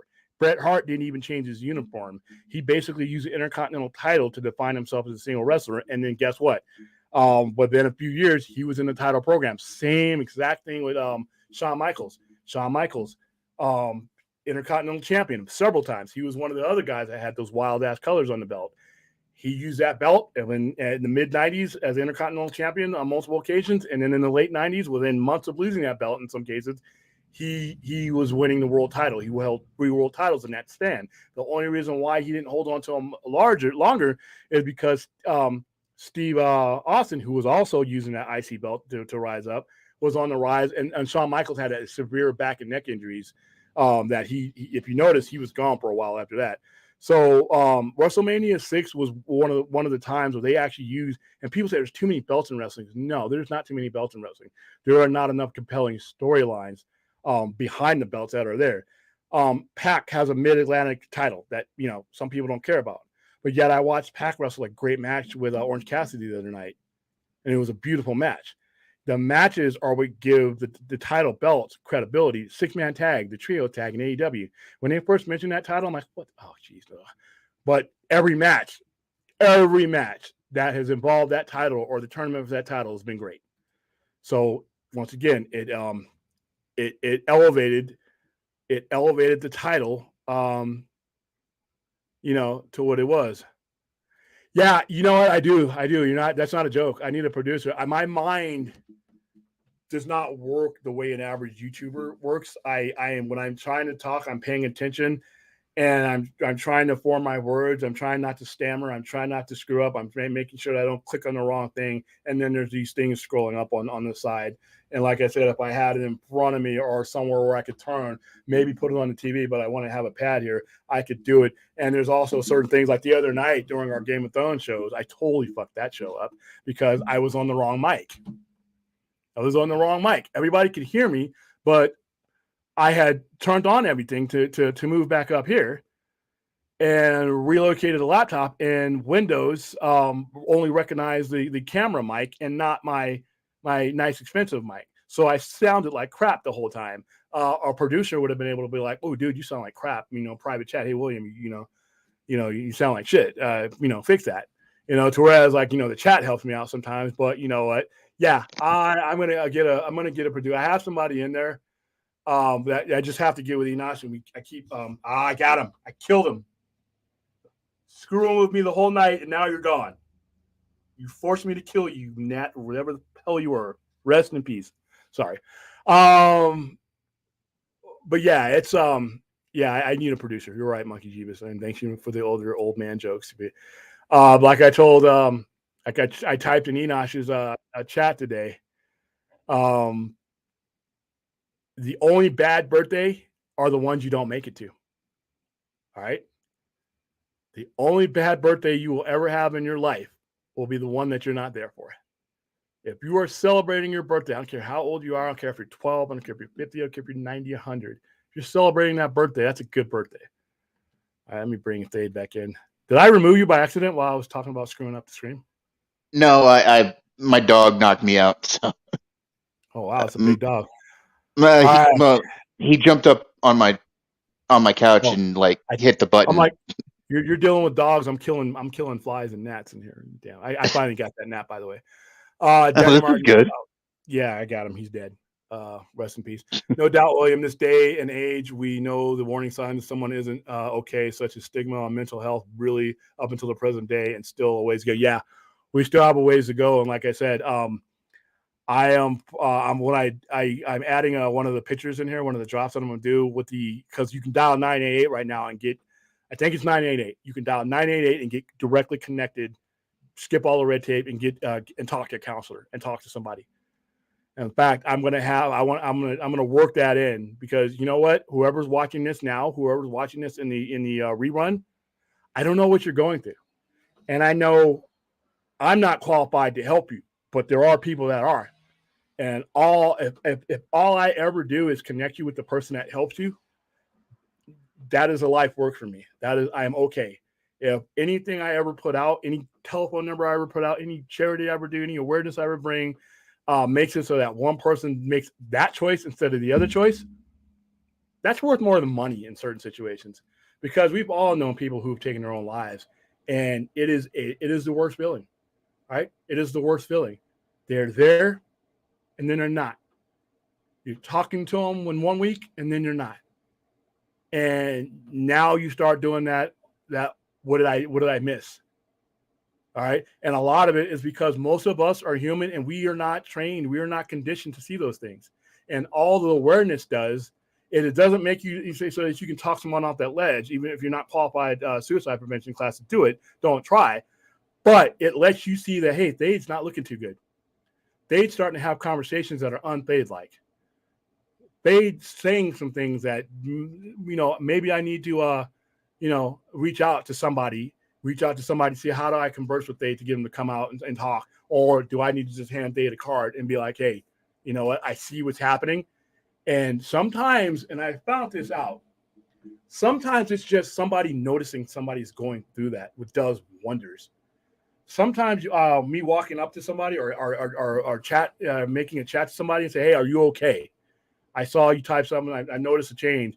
Sometimes that is the thing that makes their day, that puts them on a different road for enough time for them to go out and say, hey, you know what? I typed all this shit on the screen thinking nobody gave a fuck about me. Somebody typed in and said, hey, are you okay? Okay, so I'm not, somebody will miss you if you do this. That's all I want to impart on anybody who's thinking about this right now. All right. Somebody will miss you when you do this. All right. And so if you see somebody doing that on the screen, like I said, you are not a psychiatrist. You're not a trained professional, but it doesn't take a trained professional to say, hey, how are you? What's going on? How's the family? Yeah, general conversation. It's like I always say, if something imparts something on your heart to say something to somebody, don't ignore that. You never know when something you say today might save them, might save a life or whatever. And, I do the same thing, William. Whenever I notice a friend of mine not talking right or whatever, I say something. I let them know that at least I'm here for them, and yeah. It's just, it can get hard, man. I'm not going to say I suffer from mental illness, but I have my issues. And I have a therapist. I talk to people. It helps. It helps to know that somebody's there to listen to you. Yeah, and it's not a weakness.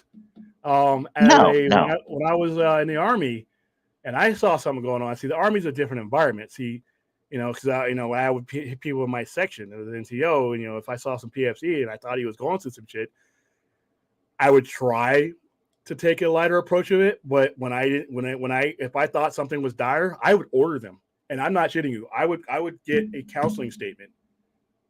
And as part of that counseling statement, I'm writing a written order, and I'm going to take you down there. You had no choice in the matter. Do I need to get an MP to company? No, we're not going anywhere else. We're going, and I don't need to know the details. I'm going to walk you to that tent. I'm going to make sure that you get in, you meet that specialist that we have, and I'm going to leave, and I'm going to come back and get you. I don't need to know the details. Whatever you say to that person is between you and him.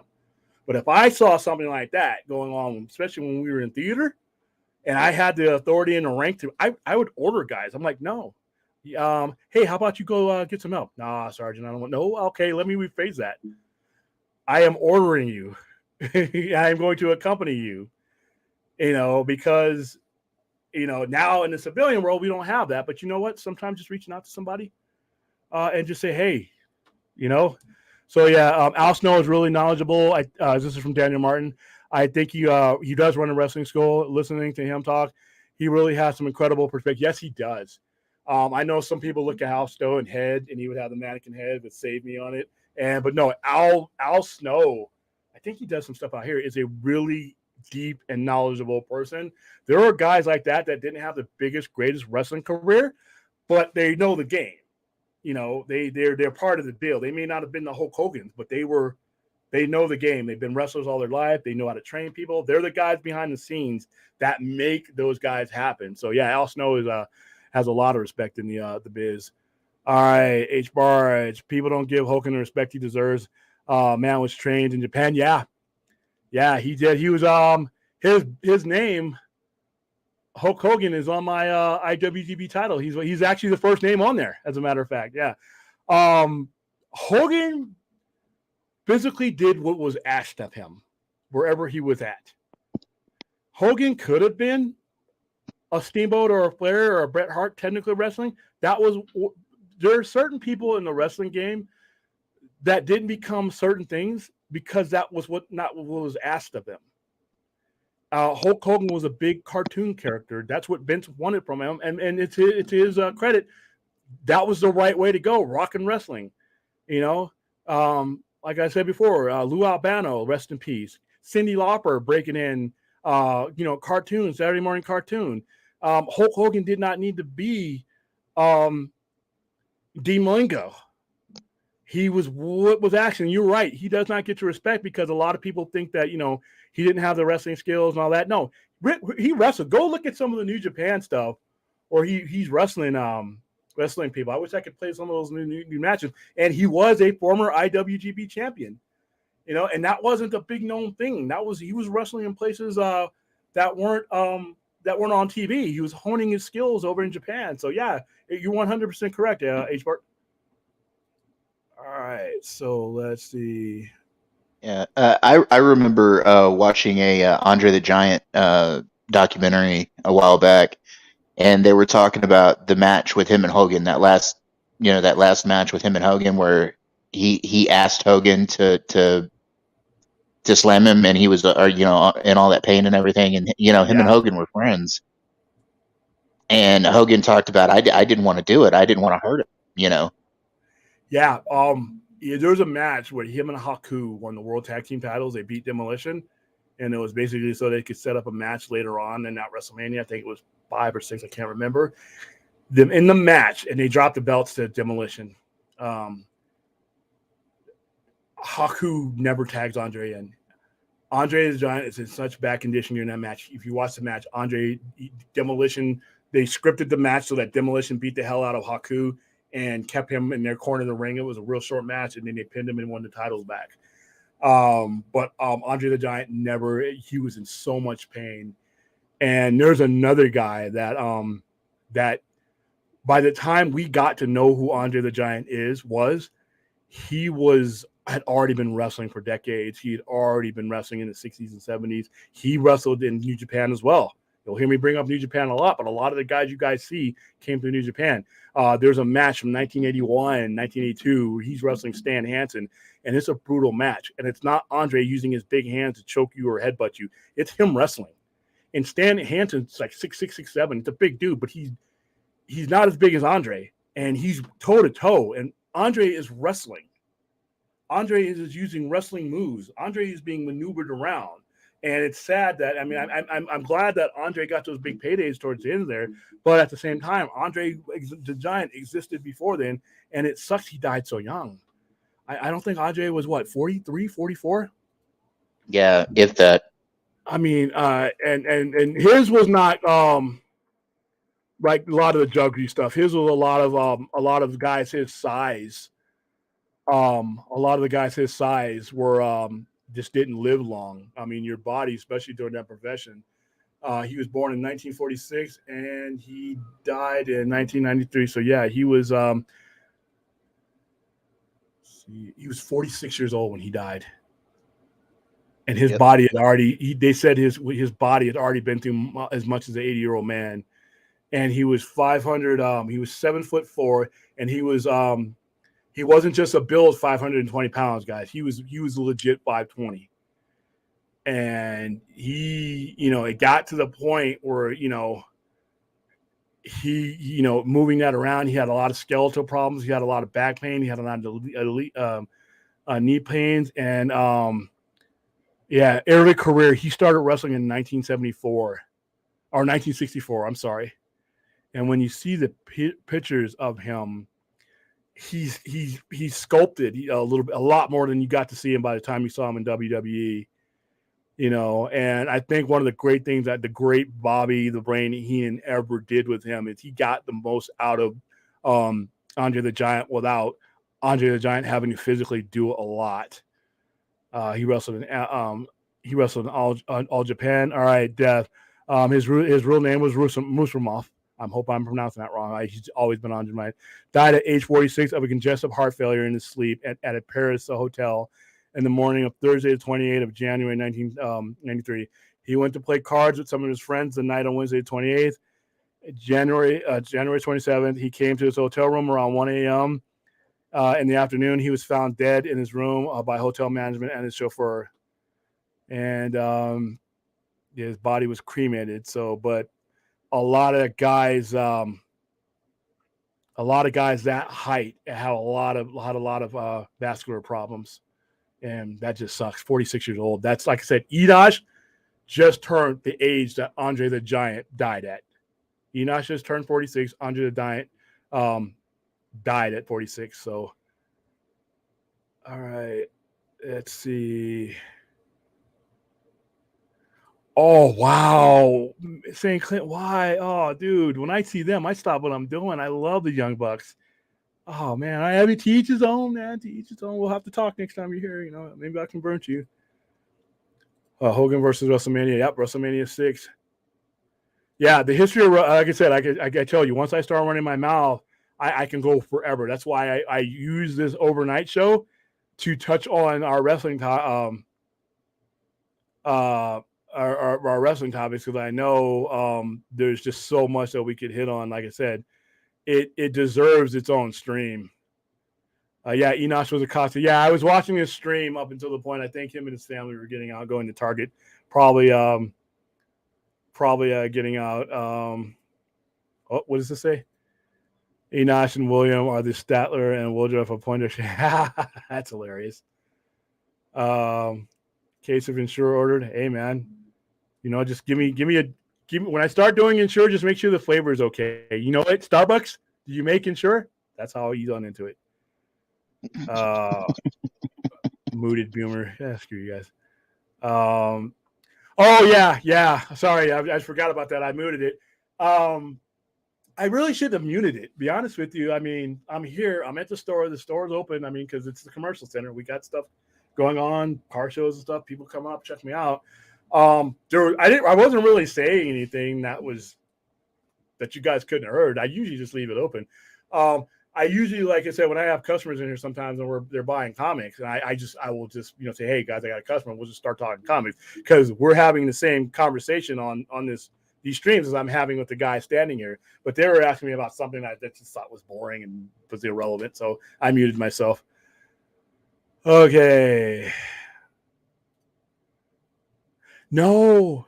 10 pounds of old. I thought you were talking about the original NWA title. 10 pounds of old. Monkey Jeebus. There you go. You motherfucker. Yeah, the title is beautiful. Like I said, I think Pac. I would like to see Will Ospreay go against Pac. I would like to see them. You know, like I said, it doesn't matter. The WWE had a European championship, which was completely stupid looking, but they used it to elevate guys. You know. So yeah, everybody is going through it. You don't have to go through it alone. Yeah, you do not. And please don't. All right, hey Chappie, nice to see you. I made it around. Let's see. Oh, you ordered the variety packs? Okay. Okay. Well, you have to send some to Vegas. All right. So yeah, we've talked a lot of wrestling. What were the other topics I had on there? Oh, I have Alicent and Renera on there back to back on the thumbnail.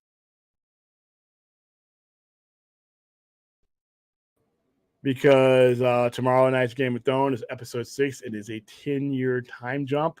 So their badass kids are now teenagers. Some of the creepy people are now 10 years older creepy people. The two actresses that have replaced the two main characters are there now, and now their hatred for each other has grown, and you kind of see it in the scenes. I wouldn't be surprised if this is the best episode of the series so far. We've done a lot in House of the Dragons and setting a lot of places, and a lot of chess pieces are being moved into place. And I think this is the one where we start seeing checkmates and we start seeing pieces get knocked off of. Not literally like people getting killed, but we start seeing the gears of the war. The Dance of Dragons is going to start. You see her, there's scenes in there where she's giving birth to her third child. Rumors of her third child not being looking anything like her gay husband, but he takes care of the kids as if they were his own, but they don't have the white hair. So that causes a problem. But once again, she's the heir apparent. Alicent isn't very much liked. So this whole episode is about her trying to, find out who in the realm supports her. And once again, I'll tell you guys this without spoiling for you. If you don't have Daemon Targaryen on your side, it's not a spoiler alert. My prediction is your ass is going to lose. All right. Mm-hmm.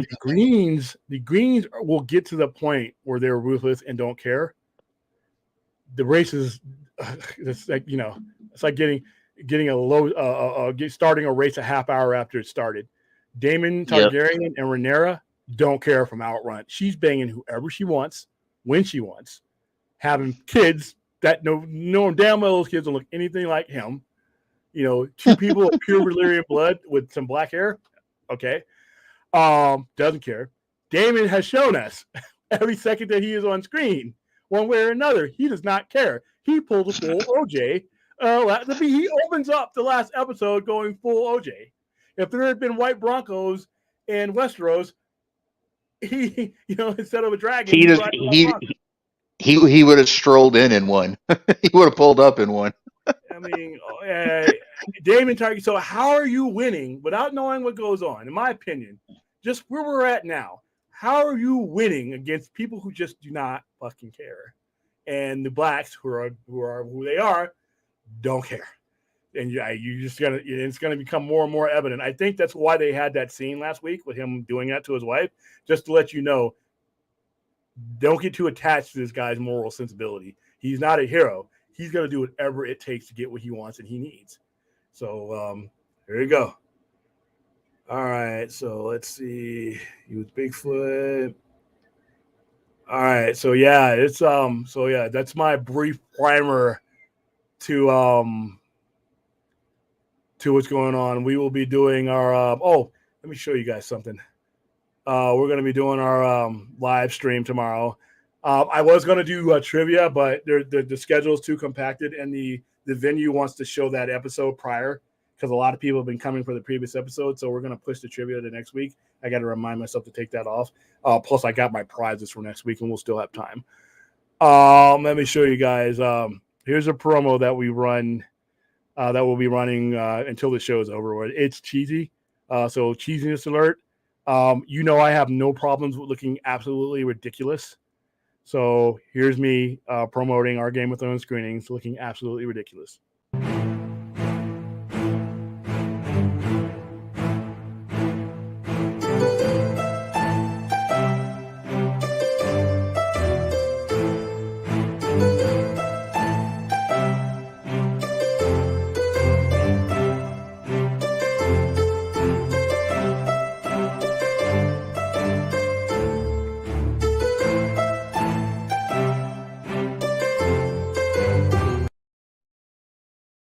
There you go.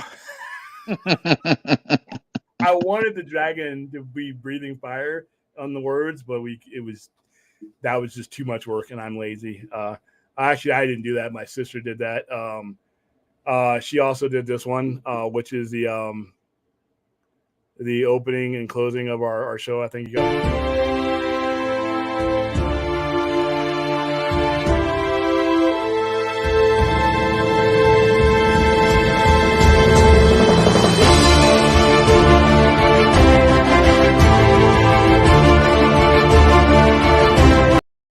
So as you can see, I do not care how ridiculous I look in any of these promos. So I have a. You saw the throne I sit on during one of these things, so I don't care. I'm just having fun with all this. So and it's good to have fun with Game of Thrones after 3 years and a half of a bad season to linger for all that time. So. Yes, I was going to say Dracarys, but I'm pretty sure that's trademarked. Yeah, I hope you're hey, George, I know you're watching. I know you're watching the show. And I hope let me know if I did. Hey, you know what? The Pooh Blood and Honey guys are probably watching. But yeah, that's what's going on to tomorrow. I cannot wait for this episode. I mean, we've had Going to be a good episode. We've had 5 weeks of setting up, and now and like you were telling me the other day, I do not think that we're going to spend, if we go 5 seasons with all this, I don't think we're going to spend more than 3 3 max on the Dance of the Dragons. Because to be honest with you, they've age jumped into the heart of the story, and now they're getting to the story. By the time that episode 10 airs, we're gonna be well into Dance of Dragons, and it doesn't last forever. I mean, it lasts a good amount of time in the books, but they've already skipped past half of that time, and they're probably going to do another skip because Viserys is still alive 10 years later, so he's not long for the world. So we know his death. Spoiler alert! Sorry, it's remember what they're fighting. They're fighting over heir to the throne. That wouldn't matter if the dude was going to live throughout the series. Sorry, even if you didn't know the book stuff like that, you had to know that. You see him falling apart. The only thing that surprises me is how they rerouted things to where he's still alive 10 years later. He's literally falling apart. There's rats licking up his blood. They're putting leeches on the dude, and you're going to tell me he made it 10 years? Yeah. There you go. But hey, you know what? That's fine. But I don't think he has much longer. I think that I'm giving him to episode 9 before he finally, the leprosy finally gets him. Yeah. And episode 10, like all Game of Thrones stuff, is going to be that big event. The big event will probably be him dying, and then that big event in 10 is going to be the sides being, people start killing people on the other side. So that's where we're at with that one. So I'm so happy with this show. I was worried. I was really worried about how things would roll out as far as hey, it's a prequel. I feel about prequels. Star Wars is beating me over the head with prequels, but they have handled this in a way that is making the current stuff very relevant because, like I said, this is all still a Song of Ice and Fire. Game of Thrones is just one book, one story. But the Song of Ice and Fire has the potential to be the lineage that ties it from with what we're watching now. Actually, if we ever get an Aegon the Conqueror series, the Song of Ice and Fire is the lineage that goes all the way from Danny the Dreamer all the way throughout. So every story that we tell, even with the way Game of Thrones ended, even with the way the Battle of Winterfell and against the White Walkers, that there's no saying that that's the end of things. There's no thing, and like I said, with Bran's ability to mess up time and do things, we don't know where things are. Period. So I don't think we're just watching a prequel just to see how these people ran themselves in the ground. I just got this feeling that they are preparing us for a much larger story. So there we go with that one. Okay, so anybody got any questions? Let me make sure I'm not missing. Let's see, case insured. More Monkey Jeebus. You and your how old are you, Monkey Jeebus? If you tell me you're older than 48, I'm gonna be on your ass. Or if you're even in your 40s, Monkey Jeebus, I want to answer right now. How old are you, Monkey Jeebus? Damn it. Yeah, this belt is the big gold belt is number one. It to me, well, okay, so I got I'm kind of torn. My favorite belt design is the IWGP version 4, the one you saw me put up the picture on first. My favorite, the most meaningful belt to me, and by design, is the big gold belt because it is Ric Flair's belt. It is the first belt I ever saw that looked like a trophy. It looked like when you walked into the room with that belt, you wore the most valuable thing. You were wearing the most valuable thing in the room, and it was huge. And it never had any federation's name on it. If you were wearing that belt, it didn't matter who was world champion anywhere else in this world, any other company. You were the world heavyweight champion. You weren't the WWE champion. You weren't just the NWA champion. You weren't the world class championship wrestling champion. You weren't the AWA champion. When you had that big gold belt, you were the world heavyweight champion, and it says it right on there. And it always symbolized to me that level and that belt and whoever was holding it was larger than any one particular federation. That's why when I see the WWE one with the logo on it, it almost makes me want to vomit in my mouth.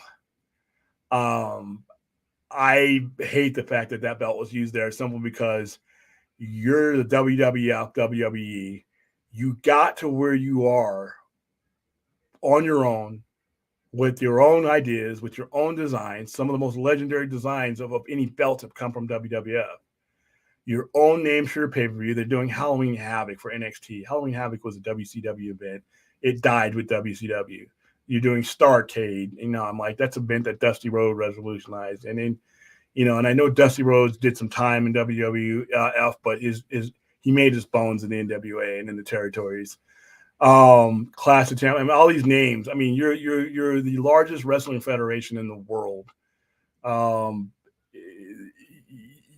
Every idea you should come up with or use on your television show should be yours.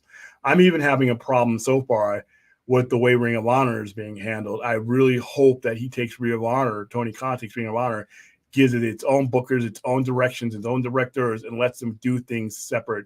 Otherwise, the Ring of Honor belt is just just another belt on there. Even though they've had some great matches with it, Ring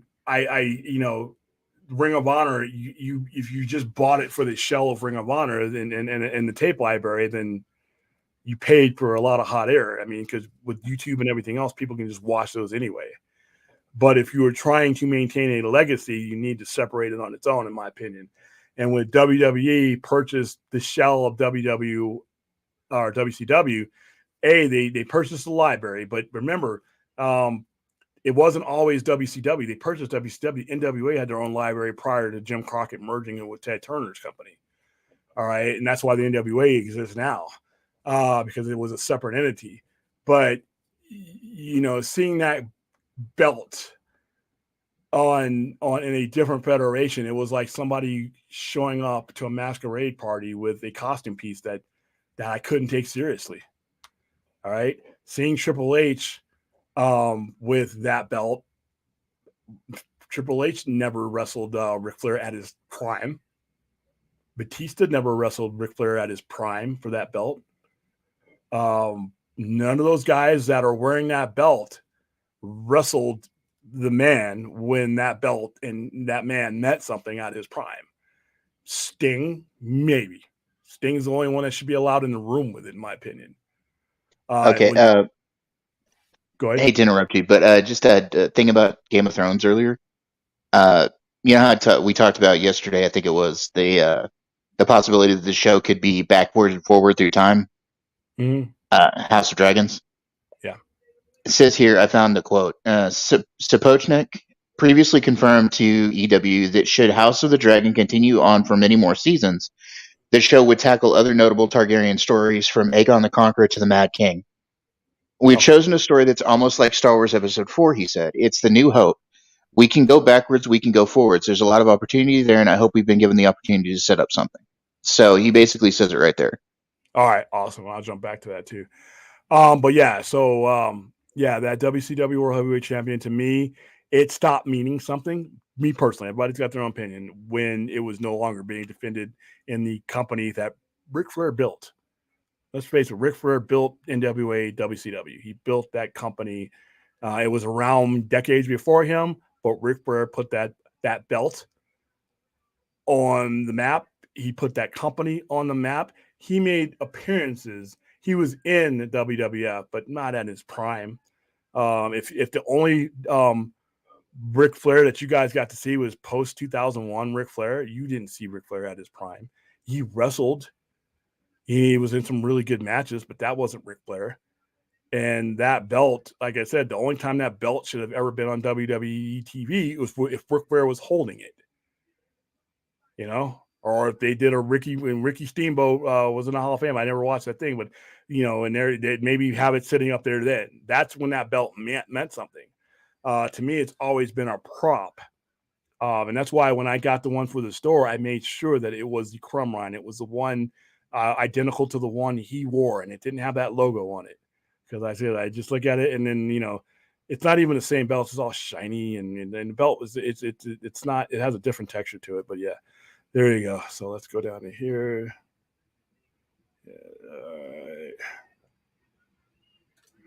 What happened to Tessa Blanchard? Apparently Tessa Blanchard is a problem to work with.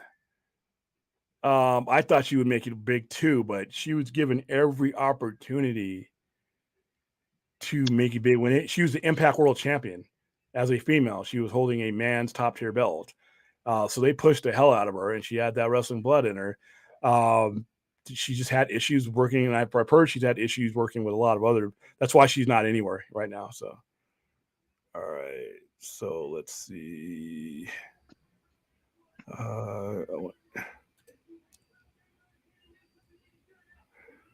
Yeah, the unified belt. Yeah, the unified belt was actually nice. They only used it. They only used it for it's only around for 3 years, and they made a couple of different versions of it. Then they got rid of it for the spinner, which was that was John Cena's thing. But CM Punk held that spinner. In fact, one of his entire reigns, the longest reign he had that spinner. So, how you doing, Fourth? Nice for you to join us here. See, I don't think Enosh. I don't not.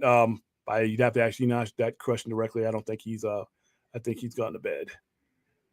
All right. So now enough of the wrestling talk. Let's bring up one of the. Unless you guys have any more wrestling questions while I bring up this next topic, go ahead and type them in, and I'll answer them. Let's go see. Sure. All right. So as I was talking before at the beginning of the show about DC Black Label, and I am a card carrying disciple when it comes to making sure that everybody who comes to this store knows of DC Black Label. It is the label imprint that gives you the harder edge of what DC Comics is. To me, it is the edge that they left behind. This is probably going to be an unpopular position, but it is the edge that basically came around in the mid 80s when Frank Miller's Dark Knight, Frank Miller's Year One, and things like The Killing Joke were prevalent and hitting the shelves. What ended up happening, or I think for the most part, DC Comics lost its edge, especially Batman, unpopular opinion, but I'm going to say it, is with the animated cartoon.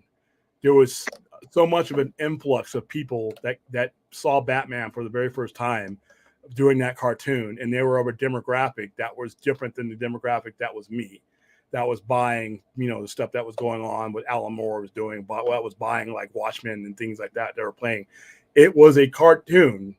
As advanced as people like to say, however advanced it was for you, Batman the Animated Series, it wasn't Frank Miller's The Dark Knight. It wasn't Batman Year One. It wasn't Batman Year Two. It wasn't any of that. It was not anywhere near that intense. It was intense for a cartoon, but not anywhere close for Batman. And for the next 15 or 16 years, a lot of what was influenced in the storytelling, especially in the comics of Batman, was influenced because that audience was coming in and becoming fans of the book. So in my opinion, they lost their edge. To the point where we have to have a DC Black Label to redefine that edge and reintroduce that edge and show you what Batman can really be, what a contemporary storyline with Superman Year One can really be. Harley and the Joker, The Question, which is one of the absolute best ones that they put out. This Joker series, I've had it and I sold out. It was great. Luther, I mean, all these right now I'm on DC Infinite. So you can get a lot of this stuff. If you aren't a fan of the paper and you just want to get into the storylines, I mean, I would recommend going in and picking up the comics. But for the price that they give you here, I would rather you get into the stories than not. And so, yeah, a lot of the edge that they lost in the 90s and early 2000s is represented in here. A lot of what was an outlier in the 90s, Vertigo Comics, which now everybody sees Sandman. That was the norm at one time. Those type of storylines are what DC put out in the mid 90s, and because of everything got soft, we lost that. But I'm going to go ahead and grab some of the stack I have over here.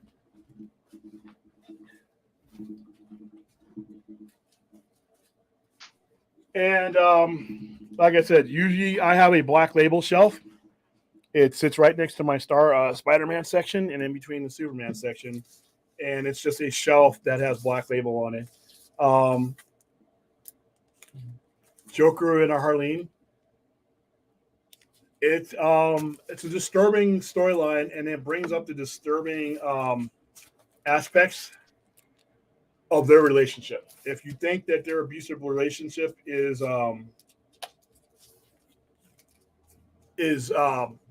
bad on its own, give Joker and Harleen a chance. It will. Its artwork is very good. I love the way that Black Label breaks down the artwork, kind of like what Psychowitz did in the 90s. It's not glamorous. You look at that cover, it's both of them on the cover, and it's not a glamorous thing. I mean, sometimes Harley Quinn is portrayed in a way that's kind of cheesy, and it's effective. It's fine. But let me show you one of the intense things that's in here that they weren't doing in the comic. I mean, let's see. All right, so first of all, for the mainline comics, I don't know if you guys can see that, they don't do a lot of blood for a reason. I mean, it's just not a popular thing to do at comics, even when it's rated for 14-year-olds. It's just something that they try not to do. DC Black Label does it for you. There's drug paraphernalia in here. I'm not condoning everything, but it is yeah. So right here. This is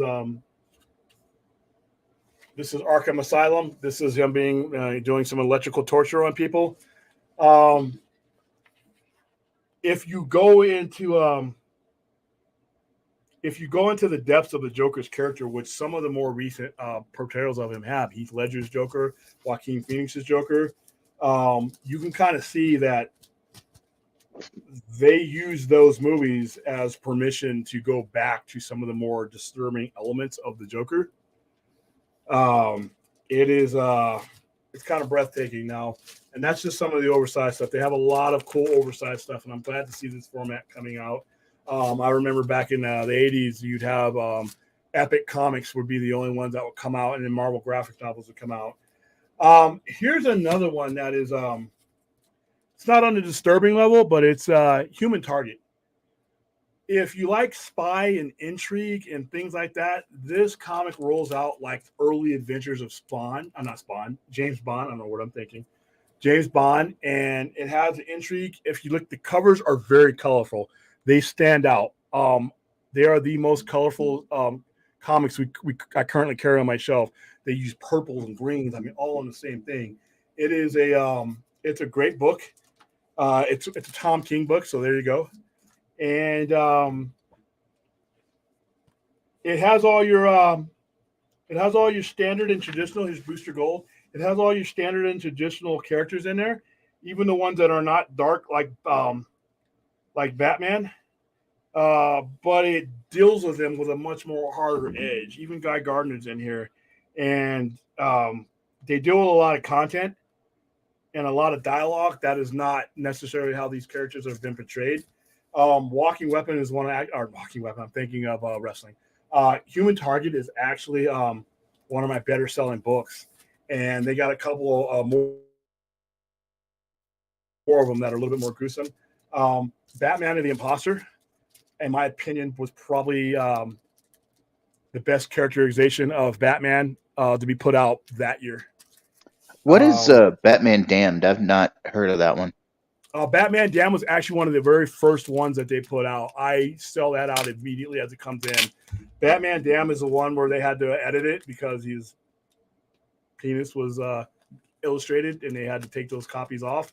I remember I had those copies in the store, and they put out a big one. It is just a grittier, down in the dumps version of Batman, just doing things and encountering people that are just, that they've moved away from, the type of characterization of the enemies and the villains that they've moved away from. Batman the Imposter is the same way.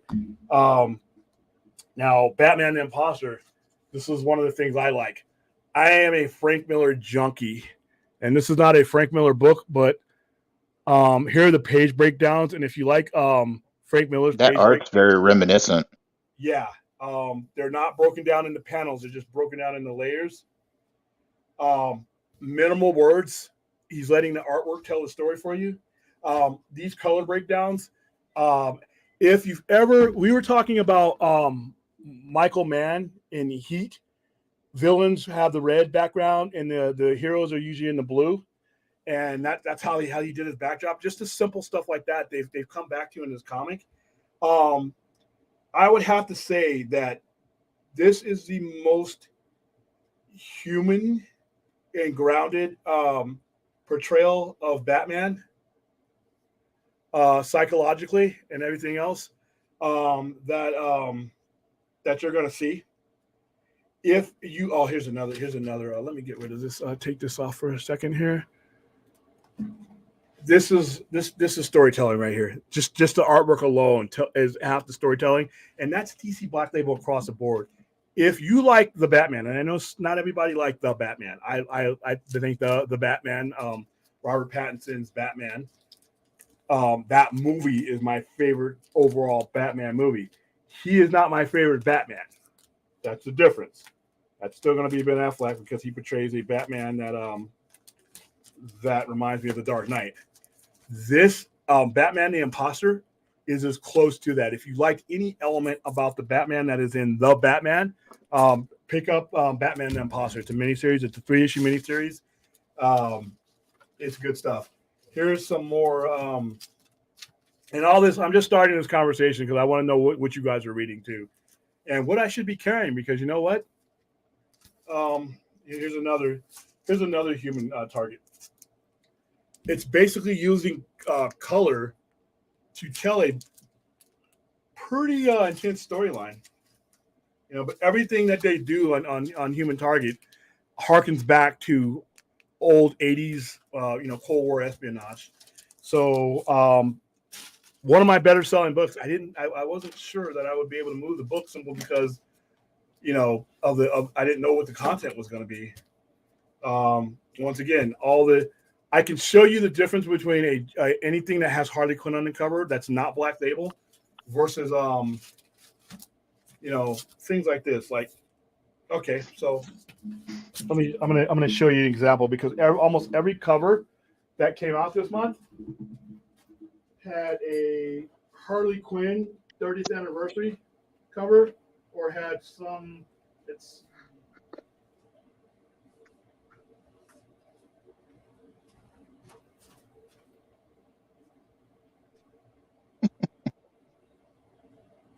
And we have a black screen. We have blank screen.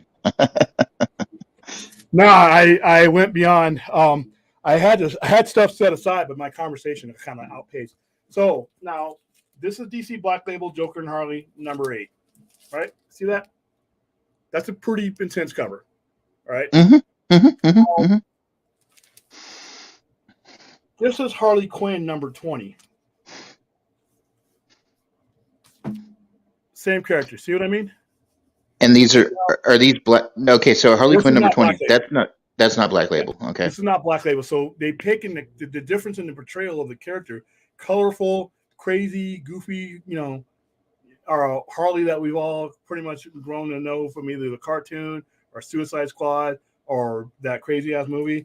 And then this is her on. This is a variant of her on Wonder Woman 791 or 792, and that's the 30th anniversary variant. That's a Harley Davidson. That's a Harley Quinn that people know. but then you go to this, and that's intense. Now, another thing that I love Black Label for, and then like I said, this is just a door opener for you guys to come in and tell me what you guys are reading and thinking. It doesn't have to be Black Label. I'm just curious. This is what I'm reading right now. This is what I'm suggesting to people. I'm noticing that on covers and everything else, even though the other books aren't Black Label, the sales of Black Label and the influence of Black Label are creeping in, even to non-Black Label books. The Batman and Robin book was not a Black Label book, but it read like one. It was designed like one. It was written like one. Batman versus Robin, the new stuff that just came out right now, is not a Black Label book, but it has the intensity of one. So I'm starting to see that because Black Label is there and its numbers are strong, that the other writers are starting to, they're drawing like a moth to a flame. I'm happy for that. I mean, I couldn't ask for anything better. And case in point, Flashpoint Beyond #5 is not a Black Label book, but see anything similar about that cover? That is a Jokerist type of cover. That is a blood on the knife cover. That is a very intense cover. So you're starting to see the influence go across. So my question to you guys is, okay, are we knocking Nirvana Force 1000? What's that? What are you trying to say? Just because Pattinson did? I like that. I didn't think that song that they used, Something in the Way, I didn't think that would fit, but it does.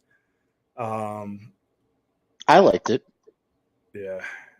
Let's see, Daniel Martin. Yeah, same here, man. I mean, I have to keep up with a lot of it that I don't like, just so I'm not a dummy when people come in. But Black Label is what, you know what? If I see you coming in and you're of a certain age, or you're of a certain mindset, then I'm skipping the BS. I'm taking you right to the Black Label wall. Well, like, okay, so stuff you were talking about stuff that we're reading or whatever. So currently I've been reading a lot of the new X-Men stuff. But I've also been reading some of the new Buffy the Vampire Slayer stuff. I've been reading The Last Slayer. I like The Last Slayer. That's that little mini series that they wrote. It's kind of a future story. No Tusk too, because that'll give Force 1000 another avatar, even more disturbing than what he has. So go ahead. I'm sorry. Yeah, but like Buffy the Vampire Slayer, The Last Slayer is really cool. I'm liking it. Some of the newer Buffy stuff is really good.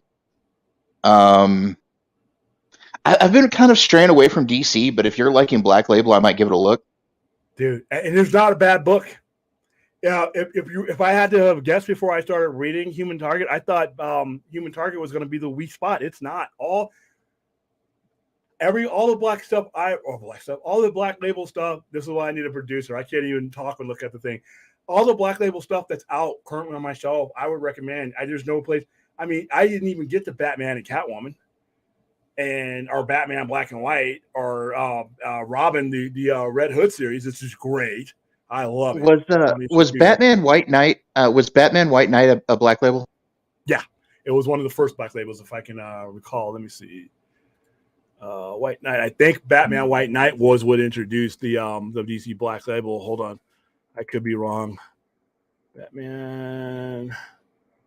There was I think Jim Lee. I forgot who did Batman White. I could not keep that on the shelves. What, White Knight? Yeah. Okay. So let's see. This was before they started using the they didn't always have the DC Black Label. Let's see. It's our Argus main characters. The series. Yeah, they have the artwork. I'm pretty sure that it was White Knight. Let's see, DC published. Yeah, it's in its second. I mean, it was one of the best selling comics, Batman, for years. I mean, that came out in the late 2000 teens, and still I have I had the hardcover in here until last week. Let's see. Okay, actually, all right, DC Black Label. So, all right, DC Black Label, also simply referred to as Black Label, is an imprint of American comic book publisher DC Comics, consisting of original miniseries and reprints of books previously published under other imprints, mainly Vertigo. The imprint intends to represent traditional DC Universe characters for a mature audience with standalone prestige format series. The first title was Batman Damned, which was shipped into 2019. So White Knight may not have been in anything, but I think it was meant to be. So not Batman Damned was the first one. Superman Year One, which is excellent. Dark Knight Returns, Golden Child, which was excellent. Harleen, which is great. Batman, Last Night on Earth, which was wonderful. Joker, Killer Smile, which is some of the best covers I've ever seen. The Last God source book, Batman Smile Killer was great. Joker, Harley, Criminal Sanity, I have some of that here. The Question was great because it goes back to the Crescent's more violent roots. Batman, The Three Jokers. That's one I highlighted when I had the book in there. Yeah. Great. I've heard that one. I've heard of that one. Please, if you're watching the stream, either live or not live, there are two things you have to read: Batman, Three Jokers, or Wonder Woman, Dead Earth. What's that about? It's a story that's set place centuries in the future of a dead Earth and Wonder Woman. It's a Wonder Woman story. We're going to go into me and Dawson. I have to hook up with him again. We were going to do a Sci-Fi Center presents about that one, and the Three Jokers. Harley Quinn and the Birds of Prey. That wasn't great, but it wasn't bad. I would like to be in on that Three Jokers one because I like that storyline. Batman the Imposter was wonderful. Peacemaker. We have a new Peacemaker book on there, Disturbing the Peace. I didn't bring out, but we have that.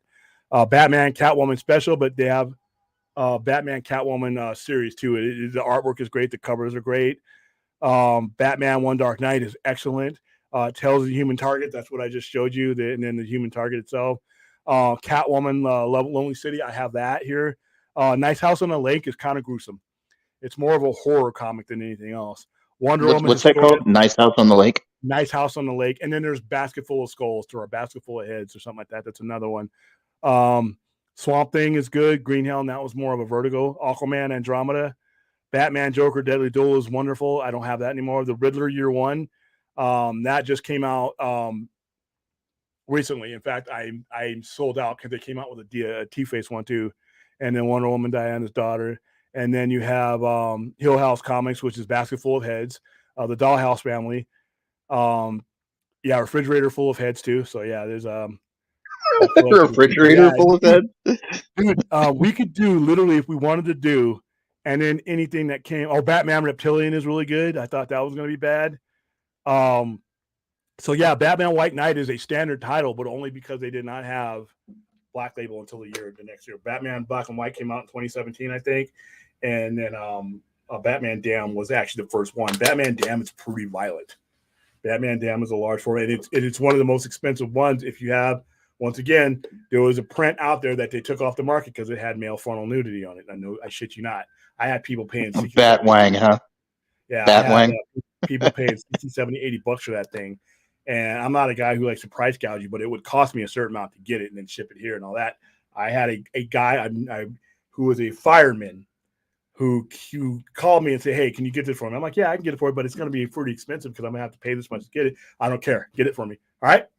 Dude rolls up in his fire truck, pulls it up in the front down here, comes up here in his full fireman because he's on his shift, comes in and gets that comic, man. I could have sold that comic over and over again, if I wanted to. Matter of fact, I need to get it back in, but I just don't feel like, with the market slowing down right now, I don't feel like sitting on that kind of book right now. So I'll have to wait. But yeah, DC Black Label has some really good stuff. The Superman Year One that Frank Miller did was great. So like I said, if you're one of these guys that are watching these movies and you really like what you're seeing in some of the movies, if you like Suicide Squad, because Suicide Squad is there's a lot of Black Label in that. If you look at it, if you like the Batman, or if you like hardcore Batman and want to see an edgier Batman, where he really does crush people's skulls, pick up any Black Label. The Red Hood. Hold on for a second. Let me go. I think I brought this up last show, but this is the newest one that I really want people to take a look at. By the way, Larry, that is awesome, dude. Yeah, I'm a metal fan. That's cool. Glad to hear that you got to meet Lombardo. Pretty good drummer. So I take it he's a Stephen King fan? Question mark. I'd like to hear the story, the backstory behind you giving him that copy of the Gunslinger. That'd be cool. All right, this is the one I'm talking about. Batman White Knight presents the Red Hood. This is DC Black Label. This is great. Read this. Let me see the covers. Hold on. I got to do a different setup because if I'm going to be showing you guys comics, That I know that I could that probably get on DC Infinite and show you the pages. I could probably do it that way that's too. I some got nice art on those covers. yeah. These are the variant covers. This is book one. These two are variant covers of book one, and then I have book two right here. That's dude, it's intense. Book one is hard to read simply because it starts out with him being this book one, yeah. Starts out with him being it's Jason Todd getting the hell beat out of him by the Joker. And so the So it first page, harkens back. It harkens back to Death in the Family. it's directly from it. And then this is a that's him. Oof. And he's basically this is a reality or this is a different take on it. It's not necessarily the main reality of comics. That's what DC Black Label does. And in this story, he gives up Bruce Wayne's name to Joker as he's being beat. He basically Bruce Wayne's Batman's name is Bruce Wayne. And the Joker's like, you got to be joking me, in true Joker fashion. And and he's like, I wish I never. And this whole thing is him, and this is him taking the tires off of Bruce Wayne's car. The Batmobile. Yeah. And that's how he became Batman. And then he goes over his history of being Robin. And this really details, and this is his Joker's hyenas at the bottom. And it's really sadistic. It's just him being tortured by the Joker for this whole time. I mean, we only knew it as a couple different pages. Every time we've seen that story retold, it's just him beating him over the head with the crowbar. He is beating him on the head with the crowbar. But this is a reality where him giving up Batman's name saves his life. So it's a different take on it. And then, so there's a lot of different, I don't want to spoil it for you. That's as much as I want to give you because there's some other stuff in here that you guys need to read to understand it. The artwork is good. It's the best Red Hood story I've read, in my opinion, since Three Jokers. Three Jokers is the best Red Hood story, bar none, for me. So let's see what you guys are. Back to the wrestling thing real quick. That belt was on WWE. Yeah, it was on WWE TV when Ric Flair went over to when he left. He took the belt with him because he had put a deposit down. Back in those days, you had a deposit that you put down for that belt if you were going to carry it around. So that if anything happened to the belt, you lost your deposit. Ric Flair left the company, but they didn't give him his deposit back, so he kept the belt. And then there was a big lawsuit over it, And then actually WWE actually made a shitty looking copy of it after WCW won. Basically took him to court, and got it back. And yeah, it's just I remember that, and they blurred it out. It was stupid. Yeah. Look, you got him happy about that. Ugh. All right. Let's see. Blurred it out, but Batwing. Yeah, Batwing. Yes, he did. Andy Kubert is one of the legends of our, of the industry, and he does a good job there. All right, Daniel Martin. Are DC Comics possibly on the table with the oncoming possibly next merger, possibly sell the characters off like Marvel did? No. And the reason why you'll never do that is because at the time that Marvel sold their characters, and basically what he's talking about is like X-Men to Fox, and then Sony with Spider-Man. Marvel was near bankruptcy. DC and its worst day has never been near bankruptcy since 1969. They've always had a major player backing them to the point where they've never been Marvel Comics was Marvel Comics. They weren't owned by anybody.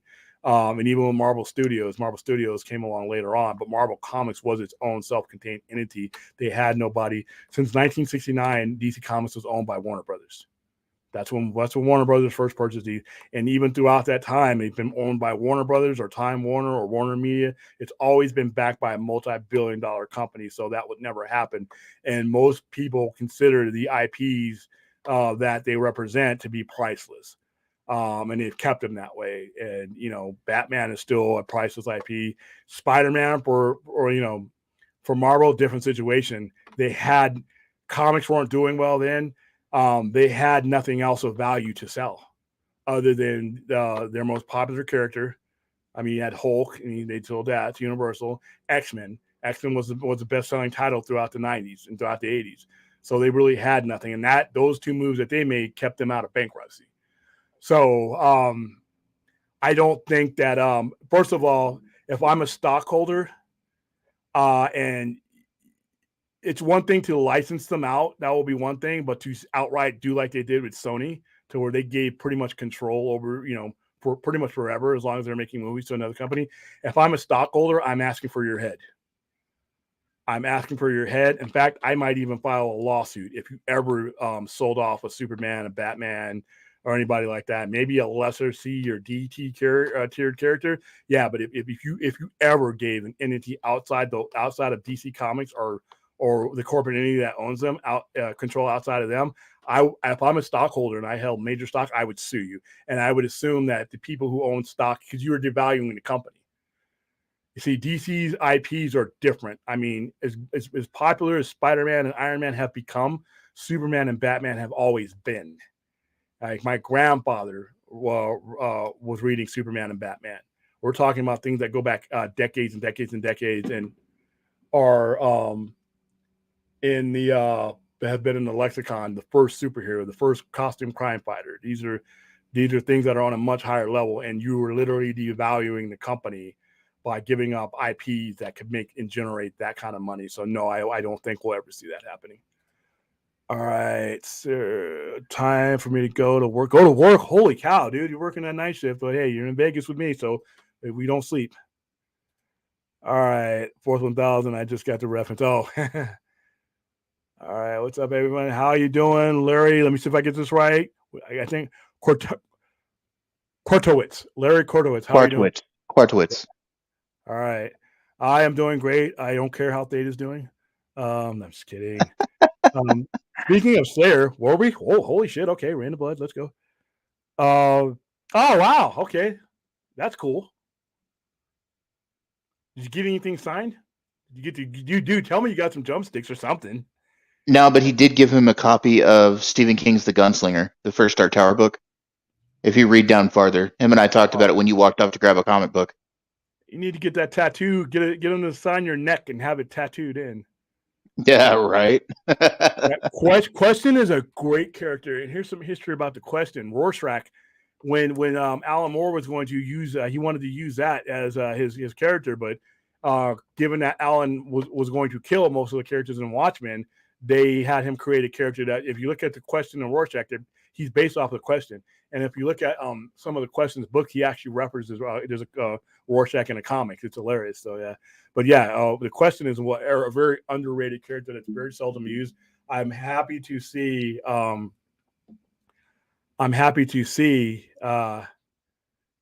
Him utilized well in Black Label. Okay, that's when he was talking about. Okay, cool. All right. It's good. It's really good. Like I said, there's not. That's one of the better Black Labels out there. It's good. It's way better than the one in Doomsday Clock. So yeah, it's good. I recommend it, Dan. All right, thinking Superman has sex with a mermaid in Superman Year One. Read it. Give it a read. There's some controversial things that go on with Superman. Lori Lamar's. Yep. All right. He got married with his wife in Hotel's inspiration of Shining Hotel. Oh, wow. Damn. That's intense. Speaking of Dark Tower. All right. I was like, wait, you haven't read The Dark Tower? Okay. All right. Hey, let's go ahead and have a Thatch Metal conversation. Cool. You should apologize to him for book 7, and apologize on behalf of Stephen King that book 7 sucked. And the whole story ran you around for 30 years. If I would have been alive, if I would have been an adult and I would have read the first Dark Tower book, if I read The Dark Tower, right? And I followed that story through all of its machinations, through all of its ins and outs and partial spots in other books and all the references in other books. I did, William. I follow it, and I get to that ending of that book. I'm pissed now.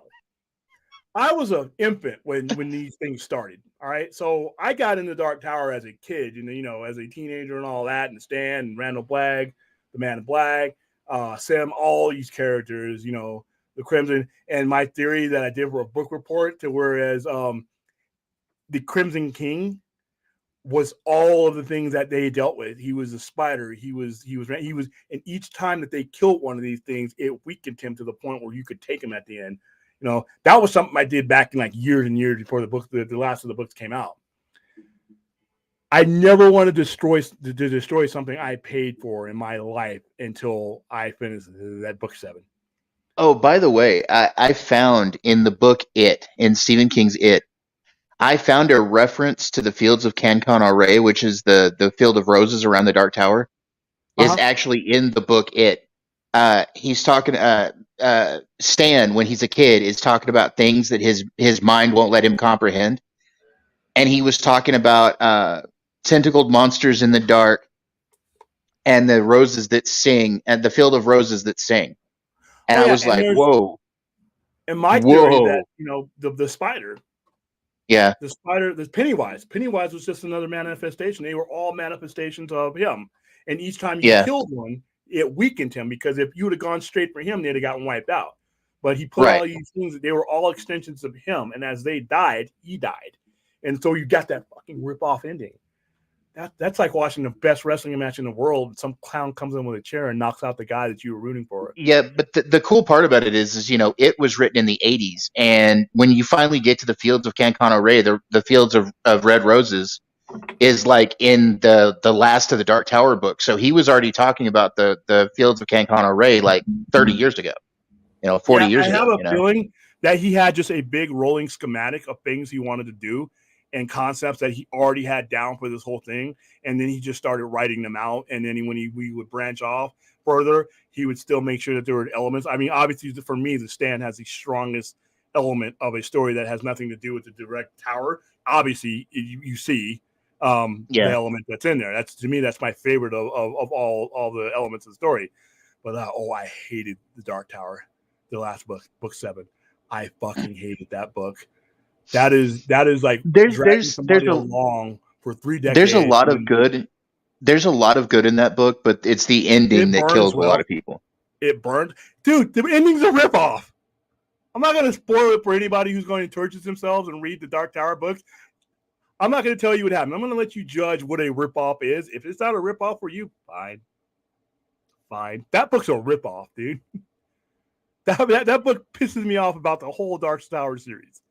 That was when I stopped reading. I'm like, you know what? I give up reading novels now. There's computer screens now. There's audiobooks now. I'm never going to be let down like this game. That book was such a letdown. All my theories went to shit. And you know what? I love Stephen King, but my theories of how that should have ended were better than his. I'm sorry that. You have to admit, though, there was a lot of. I hate your avatar. Change your avatar. I'm throwing you. Bye. You know what? No, I'm just kidding. It's all right, because this just reminds me of what a ripoff that story is. All right, DeAndre Martin, I need a Batman comic series aside from Thomas Wayne, where he carries a fully automatic gun to silence all Batman never kills.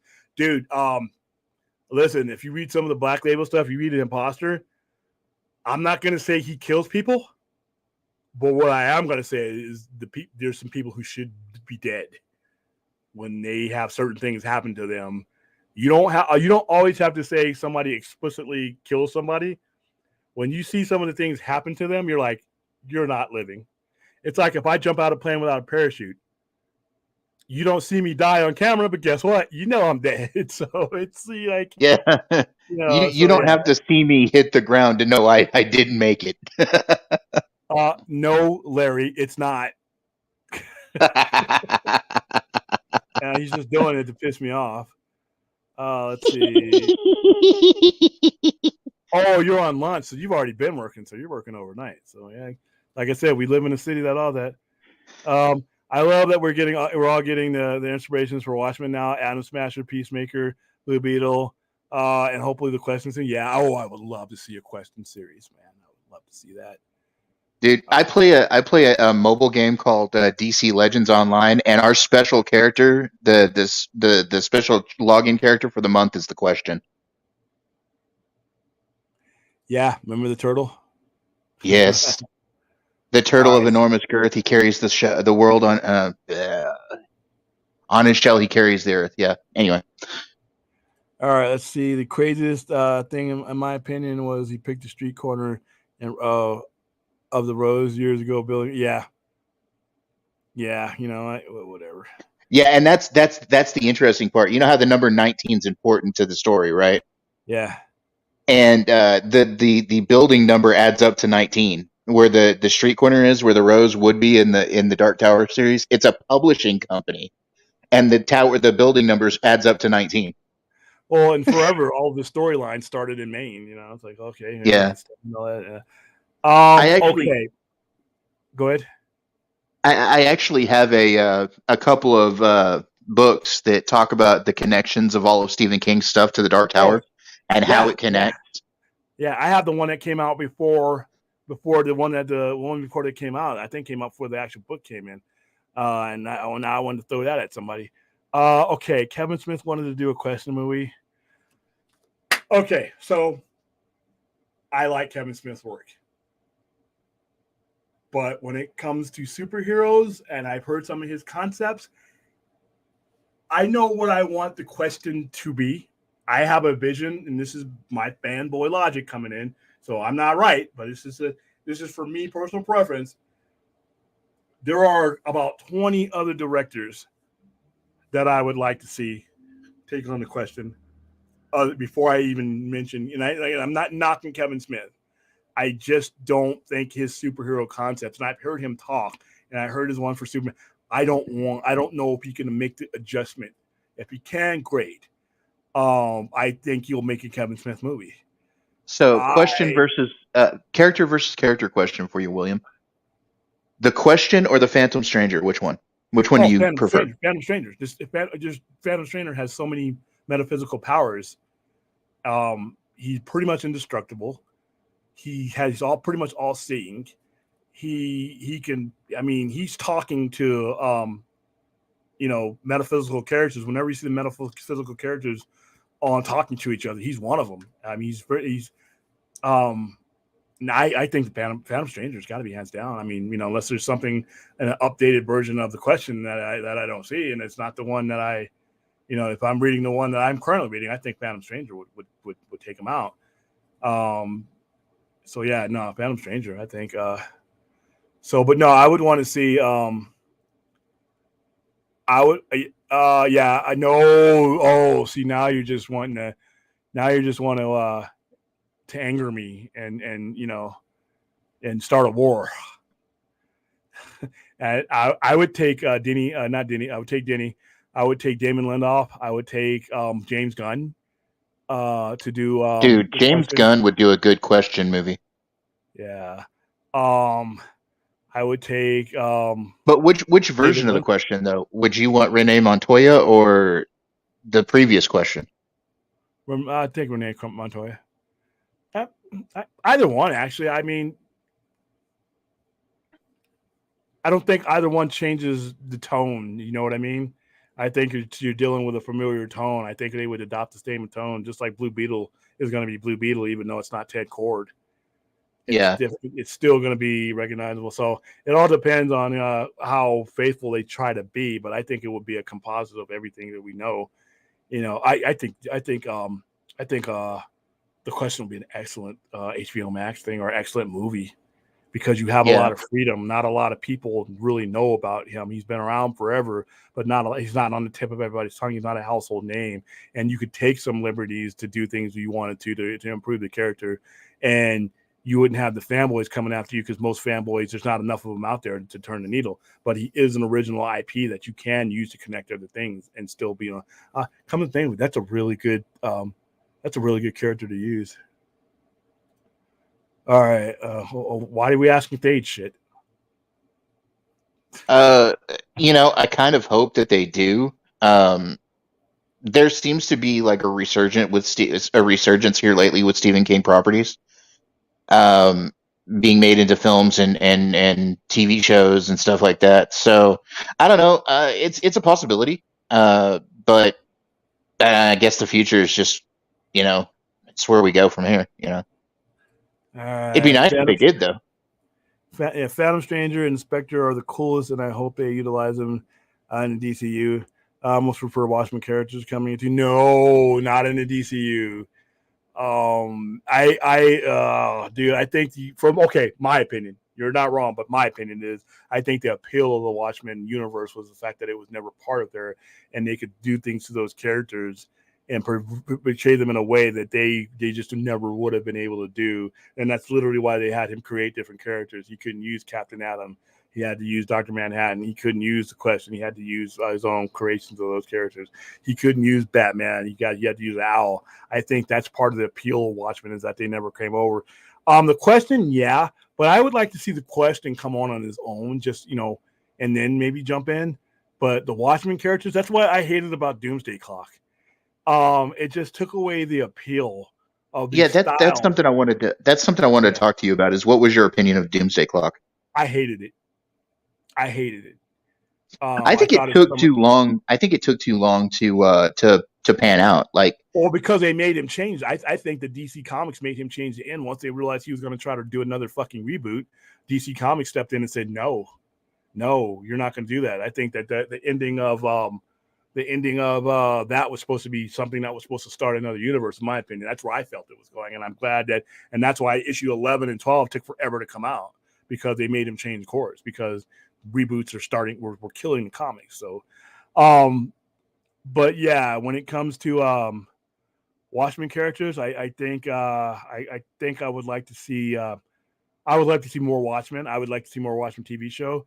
But as far as them being the extended one, I just think that was the appeal that he could do anything he wanted to those characters, and he did do things he wanted to those characters without having to worry about the thing. So let's see, might have be bringing a question because they have every Watchmen information.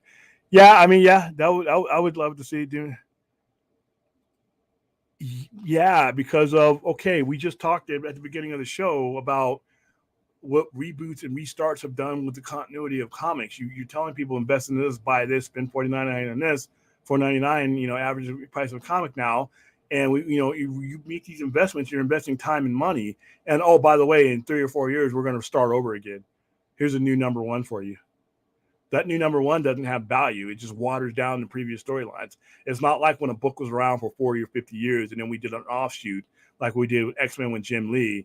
We continued the legacy. We didn't reboot everything, So yeah, Doomsday Clock is where I thought it was going. So, all right, guys, we did it. It is 12:33. Our average time, 3 hours and 3 minutes. We went. We did it. We accomplished the mission. I am your ferryman, and I did my job. I shepherded you from September 24th to Sunday, September 25th. And in a matter of hours, we're going to shepherd you again through fire and blood when we go through the chicanery that is House of the Dragon. So make sure that you guys are there for my post show. This episode's a little bit over an hour, so I should hit the air around 7:15 or so. You'll see the little thing. You'll get the notification. And we will do House of the Dragon. I will probably be doing it from up here because, like I said, the schedule is tight down there. But we will probably have a lot to talk about. This looks to be the best episode so far, and it looks like these episodes are going to be hard hitting from this point on. So I'm looking forward to tomorrow. I got some New Japan Wrestling to watch when I get home because it's going to be live, either from London or Japan, and I'm that kind of addict. And I will be back at it tomorrow. So thank you for everybody who spends a good part of our weekend. Some of you guys are on all 3 of the streams that I do. You're on the Friday night show, you're on this show, and you're on the Game of Thrones show. So thank you. I know time is valuable, and I know there's millions of YouTubes out there. A lot of them better than me, a lot of them way more experienced, a lot of them better technologically sound than I am. But I'm getting there, and I thank you for guys for joining me on that journey as I inch towards perfection. Thank you, Thade, for being a late ass co-host who kept popping in and out and with a shitty avatar. I'm just kidding. And we say that, and I personally say thank you, Sa, to the chat. Thank you for being with us. Like William said, all weekend you see our faces or my avatar, for instance. So we do appreciate you being here. We grow because you are there. So I appreciate that. All right, and for those of you who are going to be watching on rewatch, you are just as important to the Poindexter Lounge and my presence as I mean, yeah, you guys that are watching live now, I love you, but not everybody can watch the show live. And I see a lot of our numbers are jumping later on during the week, and I appreciate that. A lot of people, are coming back. A lot of people are sleeping right now. Some of them, like St. Clinton, are at work and watch the whole show. So anytime you guys get a chance to watch, and leave comments in the comments section, because even though the shows are over, I still want to interact with you guys. Some of the stuff we weren't able to touch on here because I'm losing my voice. I am tired and I am hungry, and I do have to go watch wrestling and get no sleep. But I still want to interact with you guys throughout the week on any of our shows. So head over to the sci-fi-center.com. Join all of my social media. See how ridiculous I am in real life. Instead of just this tiny screen, I am very much the clown that I am here on your show. And see me do silly stuff like ride dragons or ride seahorses and stuff. And steal coffee from Pennywise. Those are where my pictures go. So thank you for showing up. And here is my outro. Woo.